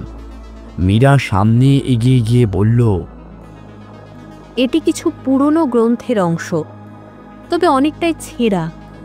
তবে কিছু অক্ষর পরিষ্কারভাবে চোখে পড়েছে, প্রাচীন মন্ত্র। ঠিক, আমাদের এখন মন্দিরের কোনায় কোনায় খুঁজতে হবে। এখানে যে শক্তি রয়েছে সেটা অতি প্রাচীন, আর তার সাথে আছে কিছু গুরুত্বপূর্ণ রহস্য। মন্দিরের আশেপাশে ঘুরে দেখছিলাম। কিছুক্ষণ পর মন্দিরের এক কোণে চোখে পড়ল এক রহস্যময় গুহার পথ, যেটা আগে চোখে পড়েনি। মন্দিরের পাথরের গঠন থেকে একটি গোপন রাস্তা বের হয়ে গিয়েছিল। এটা দেখে মনে হচ্ছে কিছুটা আলাদা পথ। তবে কি এটা আরও কোনো রহস্যের সাথে জড়িত? এটা আসলে কি? গুহার মধ্যে কোনো বস্তু থাকতে পারে যা আমাদের জন্য তাৎক্ষণিকভাবে গুরুত্বপূর্ণ। পথটি আমাদের সামনে আরও অজানা তথ্য ও শক্তির দিকে নিয়ে যাবে। গুহার ভেতর প্রবেশ করে প্রতিটি পদক্ষেপে আমাদের শ্বাসের গতি বেড়ে গেল। গুহার মধ্যে ছিল ভীষণ অন্ধকার। ঠিক তখনই আমি এক অদ্ভুত শক্তি অনুভব করলাম। আমরা যত গভীর থেকে গভীর গুহায় প্রবেশ করছিলাম, গুহার দেওয়ালে খোদাই করা ছিল কিছু প্রাচীন চিহ্ন। মীরা সেই চিহ্নগুলো দেখছিল। এগুলো তো কিছু এক ধরনের মন্ত্র বা সূত্র মনে হচ্ছে, যা হয়তো কোনো শক্তি সংরক্ষণ করতে ব্যবহৃত হয়েছিল। এই সমস্ত কিছু একত্রিত করে একটা বিশাল মন্ত্রের সৃষ্টি হয়, যে মন্ত্র এই গুহার শক্তিকে নিয়ন্ত্রণ করে। আমাদের অবশ্যই সেই মন্ত্রের সূত্র ধরতে হবে। এমন সময় গুহার সামনে কিছু অস্বাভাবিক বস্তু দেখতে পেলাম। সেগুলোর মধ্যে ছিল এক ধরনের সাদা পাথর, যা অদ্ভুতভাবে আলো প্রতিফলিত করছিল। ঠিক তখনই এক ভয়ানক গর্জন শোনা গেল। সেই গর্জন যেন কোথাও অন্ধকার থেকে উঠে আসছে। এটা কি ছিল?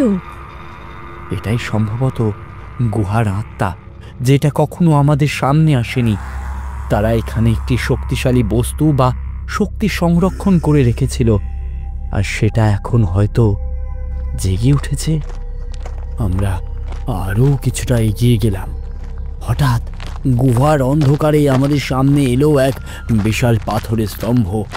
স্তম্ভটির সামনে কিছু অদ্ভুত অক্ষর খোদাই করা ছিল।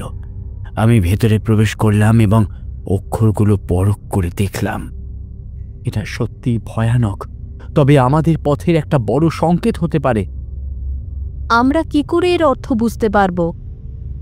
এটা এমন কিছু যা আমাদের ভবিষ্যৎকে দেখাবে। আমাদের এই শক্তির পথে হেঁটে চলতে হবে, কিন্তু সাবধান। গুহার মধ্যে আমাদের পথ আরও এক রহস্যময় গভীরতার দিকে এগোতে শুরু করলো এবং আমাদের সামনে ছিল নতুন এক দ্বার, যা আমাদেরই অপেক্ষায় ছিল। আমরা সেই গুহার অন্ধকার প্রবাহে প্রবেশ করলাম। মন্দির থেকে গুহার পথ ছিল খুবই কষ্টকর, তবুও এক অদ্ভুত শক্তির টানে আমরা এগিয়ে চলেছি। গুহার ভেতর অন্ধকার ছিল ভয়ানক গভীর, আর বাতাসের মধ্যে একটা চাপা হৃৎপিণ্ড ওঠা নামার শব্দ শোনা যাচ্ছিল, যেন গুহাটি নিজেই বাঁচার জন্য শ্বাস নিচ্ছে আর তাদের প্রেরিত শক্তি এক অজ্ঞাত অনুশাসন অনুসরণ করছে। আমি একেবারে সামনে ছিলাম। হাতে জ্যোতির্ময় মণির মতো আলো আমাদের পথ আলোকিত করছিল। মীরা আমারই পাশে হাঁটছিল। এই গুহা কোথাও এক অসীম শক্তির উৎস। এটি আমাদের অপেক্ষায় কিছু বড় রহস্য রেখে গেছে। আমাদের এখান থেকে কিছু মূল্যবান তথ্য বের করতে হবে। তবে কি ধরনের তথ্য? এটা শুধু রহস্য নয়, বিপদের পথও হতে পারে। হ্যাঁ, তবে যদি আমরা কিছু জানি, তাহলে এই পথটা সম্ভবত আমাদের নথি স্বীকার করাতে পারবে না। গুহার ভেতর আমরা আরও একটু এগিয়ে যাওয়ার পর হঠাৎ করেই আমাদের সামনে একটি বিশাল পাথরের দরজা দেখা দিল। দরজাটি ছিল পুরনো, কিন্তু আশ্চর্যজনকভাবে অক্ষত। তার উপরে অদ্ভুত অক্ষর খোদাই করা ছিল। আমি এগিয়ে গিয়ে দরজাটির দিকে আলোকিত মণিটি ধরে রাখলাম। অক্ষরগুলো পড়তে গিয়ে আমার চোখে এক নতুন উজ্জ্বলতা দেখা দিল। এসব তো প্রাচীন ভাষায় লেখা। এখানে কিছু গুরুত্বপূর্ণ তথ্য থাকতে পারে। তবে এই দরজা কি সত্যি খুলবে? কেমন যেন মনে হচ্ছে এর পেছনে কোনো শক্তিশালী প্রাচীন মন্ত্র রয়েছে। এটা একটা লক প্রকারের সিস্টেম।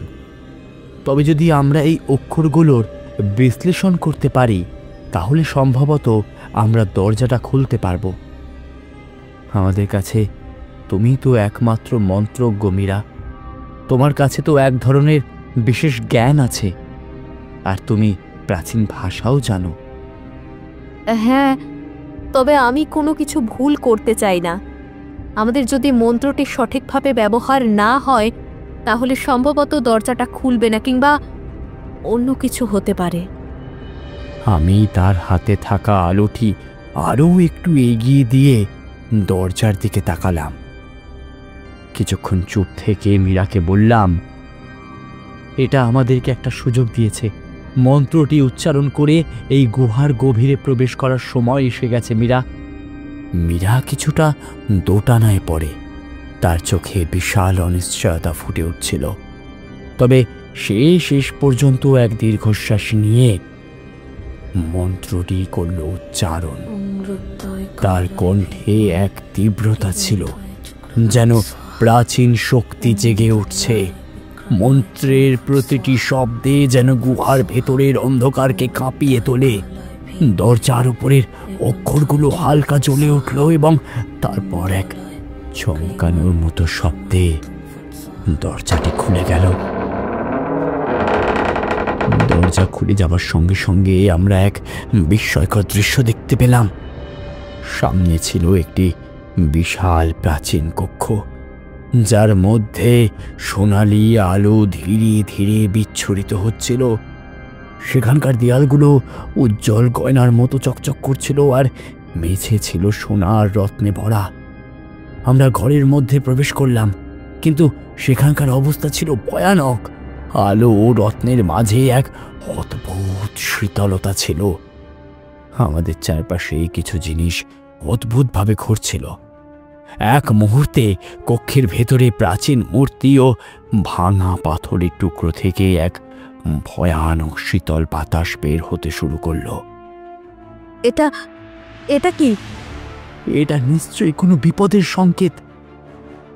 হঠাৎ আমরা লক্ষ্য করলাম সেই মূর্তিগুলোর মধ্যে একটির চোখে অদ্ভুতভাবে লাল আভা জ্বলে উঠছে। এই দৃশ্যের সঙ্গে সঙ্গে আমাদের মধ্যে এক অদ্ভুত শক্তির অনুভূতি ছড়িয়ে পড়ল, যেন গুহাটি আমাদের ওপর নজর রাখছে এবং আমাদের এই পরীক্ষায় নামিয়ে দেওয়া হয়েছে। এটা শুরু হলো। এটা কোনো সাধারণ গুহা নয় মীরা। এইবার আমরা বুঝতে পারলাম আমাদের সামনে এক ভয়ানক পরীক্ষা অপেক্ষা করছে এবং এটি শেষ মুহূর্তের সিদ্ধান্ত, যা আমাদের জীবন বদলে দিতে পারে। মীরা মন্ত্রটি আবার আওড়াতে শুরু করলো। তার কণ্ঠে এক অদ্ভুত শক্তি ছিল। গুহার মধ্যে আশপাশে অদৃশ্য এক শক্তির টান অনুভূত হচ্ছিল, যেন কিছু না কিছু ভয়ানক পরিবর্তন হতে চলেছে। গুহার দেয়ালগুলো শ্বাস নিচ্ছিল, আর ভেতর থেকে বেরিয়ে আসছিল এক অস্বাভাবিক ঠান্ডা বাতাস। আমি আমার হাতের আলোটা আরো শক্ত করে রাখলাম, যেন কোনো কিছু আমাদেরকে অন্ধকারে ডুবিয়ে না দেয়। গুহার পরিবেশ পুরোপুরি বদলে গেছে। মনে হচ্ছে অশুভ শক্তি আমাদের ঘিরে ধরেছে। মীরা তাড়াতাড়ি মন্ত্রটি শেষ করে, তবে তার গলা ভারী হয়ে আসছিল। এরপর আমরা সেই প্রাচীন কক্ষের ভেতরে আরও একটু এগিয়ে গেলাম। মূর্তিগুলোর মধ্যে থেকে একটুও আর সাধারণ ছিল না। তাদের চোখের সাদা অংশগুলো ছিল কালো এবং মুখগুলো ভয়ানকভাবে বিকৃত হয়ে উঠছিল, যেন তারা দীর্ঘ সময় ধরে অবিন্যস্ত অবস্থায় ছিল। কক্ষের কোণায় থাকা এক মূর্তির চোখে রক্ত লেগেছিল এবং সেখান থেকে এক ধরনের অস্বাভাবিক গন্ধ বের হচ্ছিল। ভয় পাওয়ার সময় এখন নয় মীরা। আমাদের শত্রু আমাদের চারপাশে। আমাদের একে অপরকে বিশ্বাস করতে হবে। গুহার গাঢ় অন্ধকারে সেই শীতল বাতাস আরও তীব্র হতে লাগলো এবং আমার মনে হলো এই কক্ষে প্রাচীন শক্তি আমাদেরকে পরীক্ষা করতে চাইছে। এই শক্তির মধ্যে কোনো রহস্য লুকানো রয়েছে, তা এখন আমাদের আবিষ্কার করা প্রয়োজন। আচমকা গুহার মাঝখানে দাঁড়িয়ে থাকা একটি পুরনো শিলার টুকরো কাঁপতে শুরু করলো এবং ভেতর থেকে একটি গভীর গর্জন শোনা গেল। পুরো কক্ষ যেন আছে পড়ছিল, আর ঢাল সামলাতে পারলাম না। আমি দ্রুত অগ্রসর হলাম। এসব কি শুরু হয়েছে? তাহলে কি গুহায় কিছু গোপনীয়তা রয়েছে? আর যদি আমরা এখানে বেশি সময় কাটাই তাহলে আমাদের জন্য বিপদ হতে পারে। কিন্তু আমাদের এখান থেকে বের হতে হলে আমাদের কি করতে হবে? এই মূর্তিগুলোর মধ্যে একটি সঠিক পথ দেখাতে পারে, তবে তাদের পরীক্ষায় সাফল্য পেতে হবে। আমি মূর্তিগুলোর দিকে এগিয়ে গেলাম। আমার মনে হয়েছিল এই মূর্তিগুলি শুধুমাত্র দৃষ্টিনন্দন নয়, বরং তাদের প্রবাহিত হচ্ছে গুহার আধ্যাত্মিক শক্তি। প্রতিটি মূর্তি তার নিজের অভিজ্ঞান এবং উদ্দেশ্য বহন করে। আমরা একে একে এগিয়ে গেলাম। আমাদের সামনে একটা বিশাল পাথরের দরজা দেখা গেল। দরজার ওপরে অনেকগুলো অক্ষর খোদাই করা ছিল, তবে এবার তাদের মধ্যে কিছু অক্ষর যেন আরো উজ্জ্বল হয়ে উঠছিল। এটা এটা সেই দরজা। আমরা কি সঠিক পথে আছি? এটা ওই মূর্তিগুলোর মধ্যে কোনো একটি গোপন শক্তির চিহ্ন হতে পারে। এই দরজা খুলতে হলে আমাদের অবশ্যই সেই মন্ত্রটি আবার বলতে হবে, তবে এবার সঠিকভাবে। মীরা আবার নিজের মধ্যে এক ধরনের শক্তি অনুভব করতে লাগলো। মন্ত্রটি পুনরায় আওড়াতে শুরু করলো মীরা। মন্ত্রের প্রতিটি শব্দ যেন গুহার দেওয়ালগুলোতে প্রতিধ্বনিত হচ্ছিল এবং সব কিছু স্থির হয়ে গেল। দরজার উপরে খোদাই করা অক্ষরগুলো আবার আলোকিত হয়ে উঠল, আর ধীরে ধীরে দরজাটি খুলে যেতে শুরু করলো। এবার দরজার ভেতরে আমরা দেখতে পেলাম এক বিশাল হল, যেখানে আলো জ্বলে উঠছিল, তবে সেই আলো ছিল কোনো সোনা বা রত্নের আলো নয়, বরং এক অদ্ভুত অদৃশ্য শক্তির আলো। আমরা বুঝতে পারছিলাম এখন আরো গভীরে প্রবেশ করছি, যেখানে হয়তো শেষ রহস্য আমাদের জন্য অপেক্ষা করছে। এটা কি? আমরা যেখানে পৌঁছেছি এখানে আমাদের জন্য কি অপেক্ষা করছে? আমি আমার অভিজ্ঞতা এবং শক্তি দিয়ে বুঝতে পারলাম আমরা ঠিক এমন একটি জায়গায় পৌঁছেছি যেখানে আমাদের শেষ পরীক্ষা নেওয়া হবে। সবার মধ্যে অস্থিরতা বেড়ে গেল, কিন্তু আমি দৃঢ়ভাবে বললাম, আমরা কি ভয় পাবো, নাকি আমরা এই শক্তির রহস্য উন্মোচন করব? সিদ্ধান্ত আমাদের নিতে হবে মীরা। আমরা একে অপরের দিকে তাকালাম এবং সেই অদ্ভুত আলোতে প্রবেশ করলাম। আমাদের সামনে এক নতুন অধ্যায়, এক নতুন পরীক্ষা অপেক্ষা করছিল। গুহার ভেতরে প্রবাহিত রহস্যময় আলোতে আমি এবং মীরা একের পর এক পদক্ষেপ ফেলছিলাম। বাতাস ভারী, যেন প্রতি শ্বাসে এক ধরনের চাপ অনুভূত হচ্ছিল। আমরা সতর্কভাবে এগোচ্ছিলাম, কিন্তু কিছু বুঝে উঠতে পারছিলাম না। গুহার ভেতরে চলতে থাকা অদ্ভুত শব্দগুলো বড়ই অদ্ভুত, বারবার আমাদের মনোযোগ নষ্ট করে দিচ্ছিল। আমরা কোথায় এসেছি, আমাদের জন্য কি অপেক্ষা করছে, আমরা কিছুই জানি না। আমরা কিভাবে নিশ্চিত হব যে আমরা ঠিক পথে আছি? আমরা যে পথে চলেছি সেখানে যদি বিপদ আসে? বিপদ আসবে, তবে আমাদের ভয় পাবার কিচ্ছু নেই। গুহার শক্তি আমাদের ভয় দেখাতে চায়, কিন্তু মনে রেখো মীরা, আমরা যদি একে সম্মান করি এবং সঠিক পথে চলি তাহলে আমরা এটির বিরুদ্ধে জয়ী হতে পারব। মীরার মধ্যে কিছু একটা দ্বিধা থাকলেও আমার কথা শুনে ও শান্ত হয়ে গেল। তার কণ্ঠে এবার দৃঢ়তা ছিল। তাহলে আমরা যা করার একসঙ্গে করব। গুহার ভেতর এক উজ্জ্বল আলো প্রবাহিত হতে শুরু করলো। এটি প্রথমে ছোট্ট একটি বিন্দু ছিল, কিন্তু তা দ্রুত বড় হতে লাগলো। সেই আলো থেকে এমন এক শক্তি অনুভূত হচ্ছিল যে সমস্ত গুহা এক মুহূর্তে জীবন্ত হয়ে উঠেছে। এটা কি আমাদের পরীক্ষা? এটা শুধুমাত্র এক প্রাকৃতিক শক্তির প্রতিফলন নয়, এটি এখানকার শক্তি। এটি পরীক্ষা নয়, এটা আমাদের পথের চূড়ান্ত মুহূর্ত। এটা কি ঠিক হচ্ছে? কোথাও যেন অস্বাভাবিক কিছু আছে। আমরা এখান থেকে কোনোভাবেই পিছিয়ে আসবো না। এই আলো আমাদের চ্যালেঞ্জের মুখোমুখি করবে, কিন্তু আমাদের নিজেদের শক্তিতে বিশ্বাস রাখতে হবে। হঠাৎই গুহার মাঝখানে বিশাল এক প্রাচীন সিংহ মূর্তি হাজির হলো। মূর্তিটি সোনালি রঙের, তার চোখ দুটি অদ্ভুতভাবে জ্বলছিল।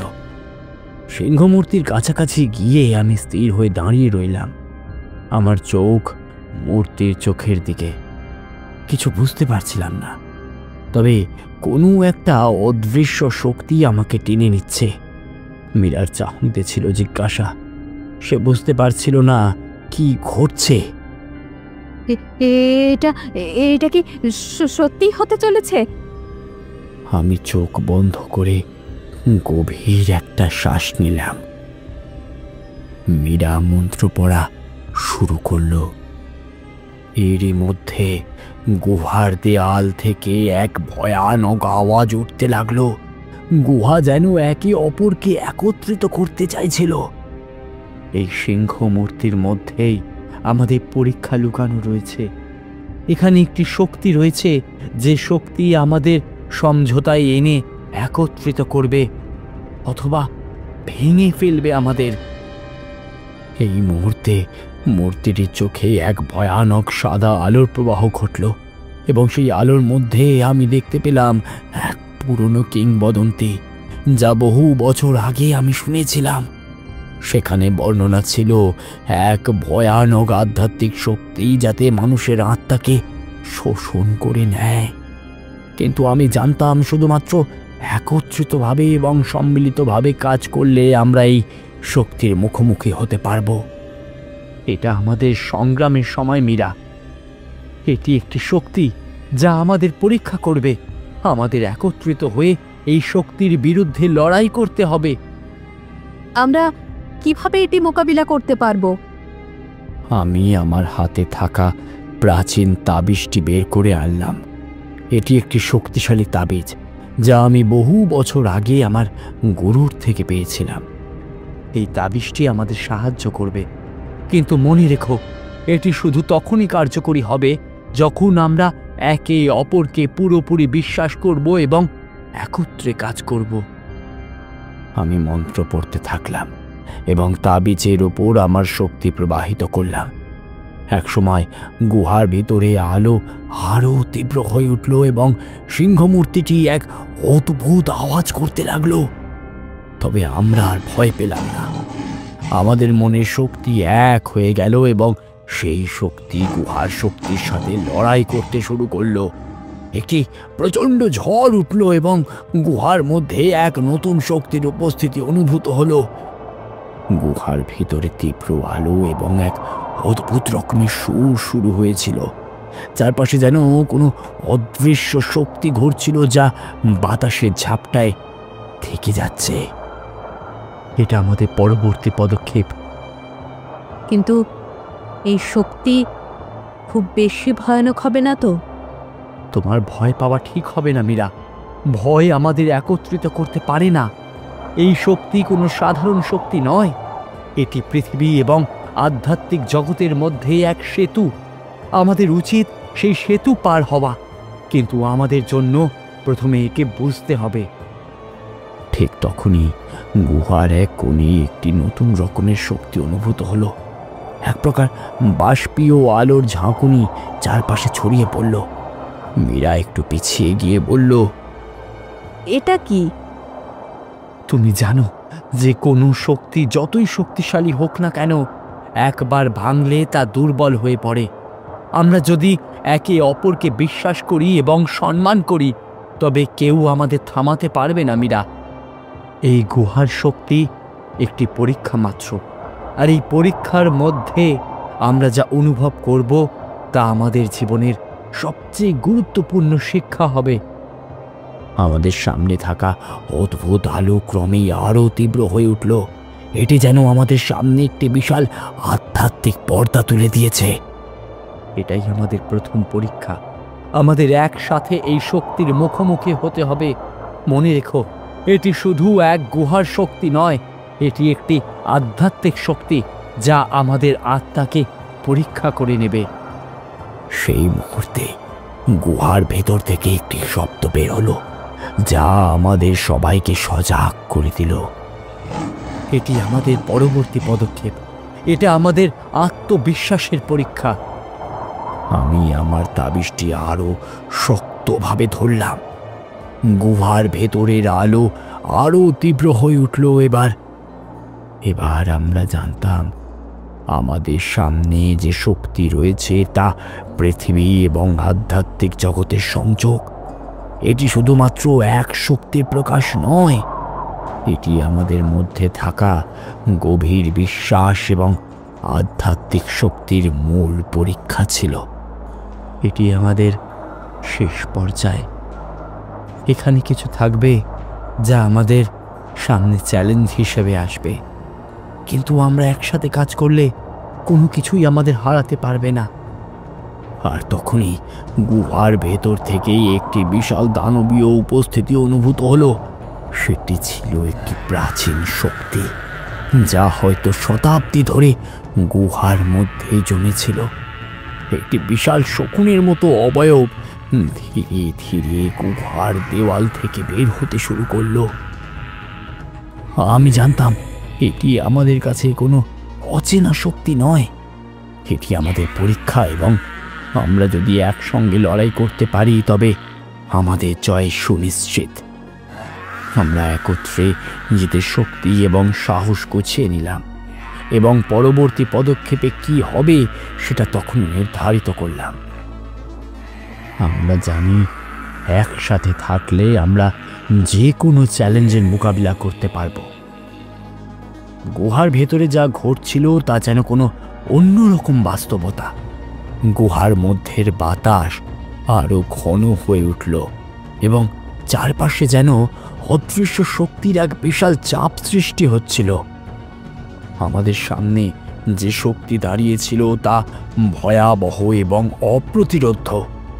আমরা জানতাম এই মুহূর্তে আমাদের একত্রে থাকতে হবে, আমাদের মনে শক্তি সঞ্চয় করতে হবে, একে অপরকে পুঁজি হিসাবে ব্যবহার করতে হবে। আমি আমার হাতে থাকা তাবিজটি শক্ত করে ধরলাম, কারণ এটাই আমাদের শেষ সুযোগ। গুহার ভেতর থেকে ভেসে আসা অদ্ভুত শব্দগুলো ক্রমেই বাড়ছিল, যেন কোনো অশুভ শক্তি আমাদের উপর আক্রমণ করতে চায়। এটি একটা পরীক্ষা। আমাদের একে অপরকে ভরসা করতে হবে, শুধু তখনই আমরা সফল হতে পারবো। মেচকা, এই শক্তি কিভাবে আমাদের পরীক্ষা নিচ্ছে? এটা তো মনে হচ্ছে আমরা যদি একটা ভুল পদক্ষেপও নিই তাহলে সব শেষ হয়ে যাবে। এটাই সেই মূল পরীক্ষা।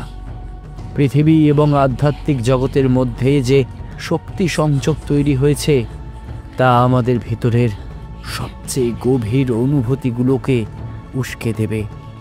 আমাদের শুধুমাত্র আমাদের নিজেদেরকে এবং একে অপরকে বিশ্বাস করতে হবে। মীরা, গুহার ভেতরে একটা তীব্র ঝাঁকুনি অনুভূত হলো।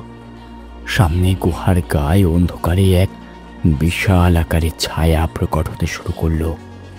ছায়াটি ধীরে ধীরে আমাদের দিকে এগিয়ে আসছিল, যেন আমাদের শক্তি পরীক্ষা করার জন্য প্রস্তুত হয়ে উঠছে সে। আমি জানতাম এই শক্তি আর কিছু নয়, এটি আমাদের ভয়, আমাদের দুর্বলতা আর আমাদের আত্মবিশ্বাসের পরীক্ষা। এটা কোনো সাধারণ শক্তি নয়, এটি আমাদের সাহসকে শোষণ করে নিতে চায়। যদি আমরা নিজেদের একে অপরকে বিশ্বাস না করি, এই শক্তি আমাদেরকে অন্ধকারে ডুবিয়ে দেবে। আমাদের জন্য অপেক্ষা করছিল একটা অজানা শক্তির লড়াই। গুহার ভেতরটা ঠান্ডা, স্যাঁতস্যাঁতে। মাটির নিচে এমন পরিবেশে শ্বাস নিতেও কষ্ট হচ্ছিল, কিন্তু আমাদের থামলে চলবে না।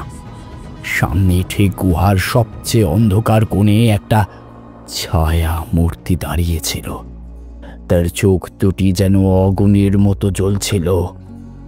আমাদের চারপাশে বাতাস ভারী হয়ে উঠল।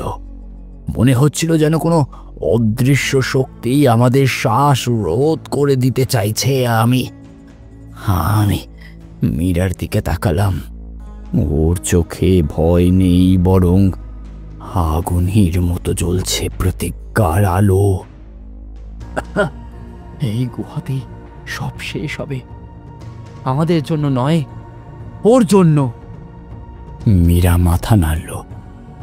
আমাদের হাতে আর বেশি সময় নেই। আমরা ধীরে ধীরে এগিয়ে গেলাম, আর সেই ছায়া মূর্তিও এগিয়ে এলো। আমরা প্রথম আক্রমণের জন্য প্রস্তুত হলাম। হঠাৎ করেই ওর দিক থেকে একটা প্রবল ধাক্কা এলো, যেন দমকা ঝড় আমাদের উপর আছড়ে পড়ল। আমি পেছনে ছিটকে পড়লাম, পাথরের গায়ে গিয়ে ধাক্কা খেলাম। মেচকা, ঠিক আছো? এটা তো কেবল শুরু। লড়াইটা এবার জমবে। মীরা ঝট করে পকেট থেকে একটা ছোট ছুরি বার করলো, কিন্তু ছায়া মূর্তির সামনে ওটা যেন কিছুই নয়। মীরা, ওকে আঘাত করে লাভ নেই, আমাদের অন্য পথে নিতে হবে।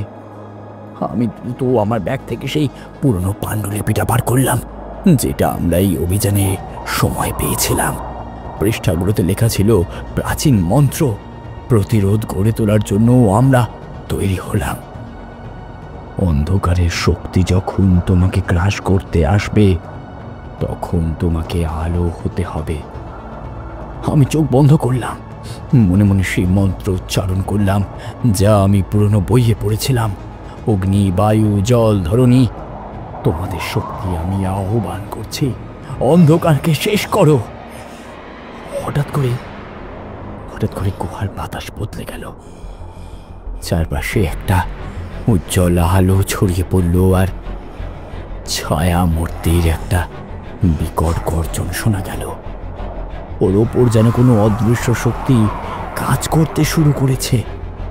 মেচকা, এটা কাজ করছে। এখানেই শেষ নয়, ও আমাদের শেষ করার আরো চেষ্টা করবে। তৈরি থাকো মীরা। শেষ ধাক্কাটা এখনো বাকি ছিল। ছায়ামূর্তি এবার আরো রেগে গেল। ওর শরীর থেকে কালো ধোঁয়ার মতো কিছু বেরিয়ে আসতে লাগলো। পুরো গুহাটাকে ঢেকে দিল সে অন্ধকারে। আমি দেখলাম গুহার দেওয়াল কাঁপছে। মনে হচ্ছিল দেয়াল ধসে পড়ার আগে যদি কিছু না করি তাহলে আর বাঁচতে পারবো না। মীরা পকেট থেকে একটা ছোট ব্রোঞ্জের পাত্র বের করলো, যার মধ্যে ছিল সেই বিশেষ গুপ্ত ধাতু যা শুধু অন্ধকার শক্তিকে ধ্বংস করতে পারে। ও সেটা ছায়া মূর্তির দিকে ছুঁড়ে মারল। পাত্রটা ছেড়ে পড়তেই একটা বিকট শব্দ হলো, যেন বজ্রপাতের গর্জন। ছায়া মূর্তি চিৎকার করে উঠল। ওর শরীর থেকে অন্ধকার ধোঁয়া বেরিয়ে এলো। ওর অস্তিত্ব যেন কেঁপে উঠল, তবে সে থেমে গেল না। সেও পাল্টা আক্রমণ করলো। আরো শক্তি লাগবে, মন্ত্র পড়ো।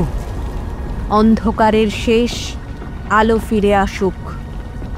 আর মুহূর্তের মধ্যেই ছায়ামূর্তিটা এক বিকট চিৎকার করে উঠল, তবে সে থেমে গেল না।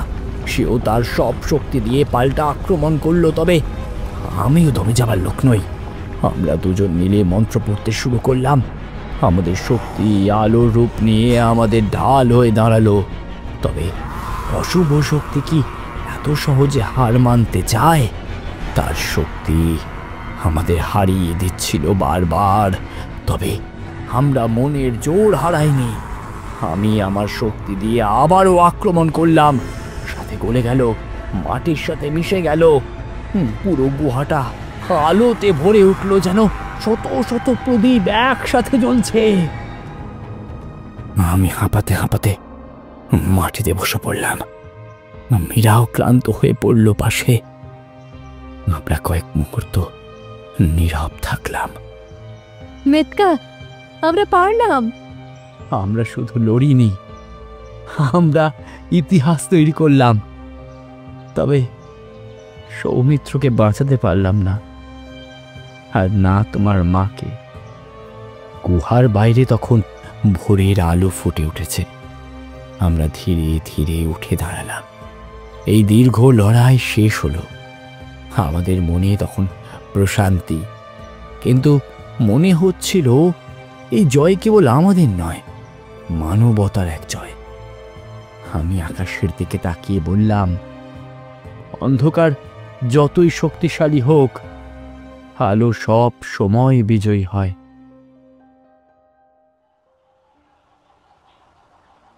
বিকেলের আকাশ তখন কমলা আর বেগুনি রঙের মিশেলে এক অপূর্ব দৃশ্য তৈরি করেছে। পাশের পুকুরের জলে সেই রঙের প্রতিফলন পড়ে চারপাশটা যেন আরও রহস্যময় দেখাচ্ছে। আমরা কয়েকজন বসে আছি পার্কের পুরনো সিমেন্টের বেঞ্চে। এইভাবেই শেষ হলো সেই লড়াই। গুহার অন্ধকারে শক্তি শেষ হয়ে গেল, আর আমরা ফিরে এলাম সূর্যের আলোতে। সকলের মুখে এক রাস বিস্ময়। কেউ একদম নিঃশব্দে শুনছিল, কেউ বা মুগ্ধ হয়ে আমার দিকে তাকিয়েছিল। তবে কিছুক্ষণ চুপ থাকার পরই প্রত্যাশিত প্রশ্নবাণ শুরু হলো। মেচকা, গল্প তো চমৎকারই বললেন, কিন্তু এসব কি সত্যি ঘটেছিল নাকি সবটাই আপনার বানানো? আর বলো না, মেচকা তো সিনেমার মতন গল্প বানাতে ওস্তাদ। কেউ কেউ হেসে উঠল, কিন্তু কিছু জনের মুখে স্পষ্ট কৌতূহল। সত্য মিথ্যা বলতে পারবো না, তবে মনে রেখো, সব সত্য চোখে দেখা যায় না। কিছু জিনিস অনুভবও করতে হয়। বুঝলাম না, আপনি বলছেন এই অন্ধকার শক্তি সত্যি ছিল? বলছি না যে ছিল, বলছি না যে ছিল না, কিন্তু মনে রেখো, পৃথিবীতে অনেক রহস্য আছে যা আমরা বুঝতে পারি না। তাই কোনো কিছু একেবারে উড়িয়ে দেওয়ার আগে একটু ভাবা উচিত। আচ্ছা, এই গল্প যদি সত্যি হয় তাহলে প্রমাণ কি? কোথায় সেই গুহা আর কোথায় সেই গুপ্ত ধাতু? সব কিছুর প্রমাণ চাইলে জীবন বড় ক্লান্তিকর হয়ে যায় রে। কিছু জিনিস শুধু অনুভব করতে হয়, বুকে রাখতে হয়। মানে কিছুই বলতে চান না? বোঝাই তো যাচ্ছে আপনি গল্প বানিয়েছেন। ঠিক ধরেছিস, আবার ভুলও করেছিস। কারণ গল্প বললেই যে সেটা মিথ্যে হয় তা তো নয়।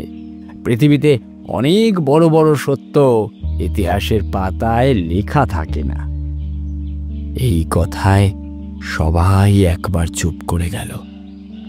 আড্ডার রেস যেন আর কাটতে চাইছে না।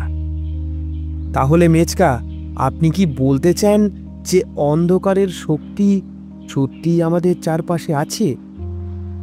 অন্ধকার শুধু বাইরের জিনিস নয় দীপ, আমাদের মনের মধ্যেও লুকিয়ে থাকে। কেউ সেটা জয় করতে পারে, কেউ সেটা পারে না। মেচকা, আপনি তো একেবারে গুরু। শুনছিলেন আমাদের আজকের গল্প সব ঘটনা সত্যি নয়।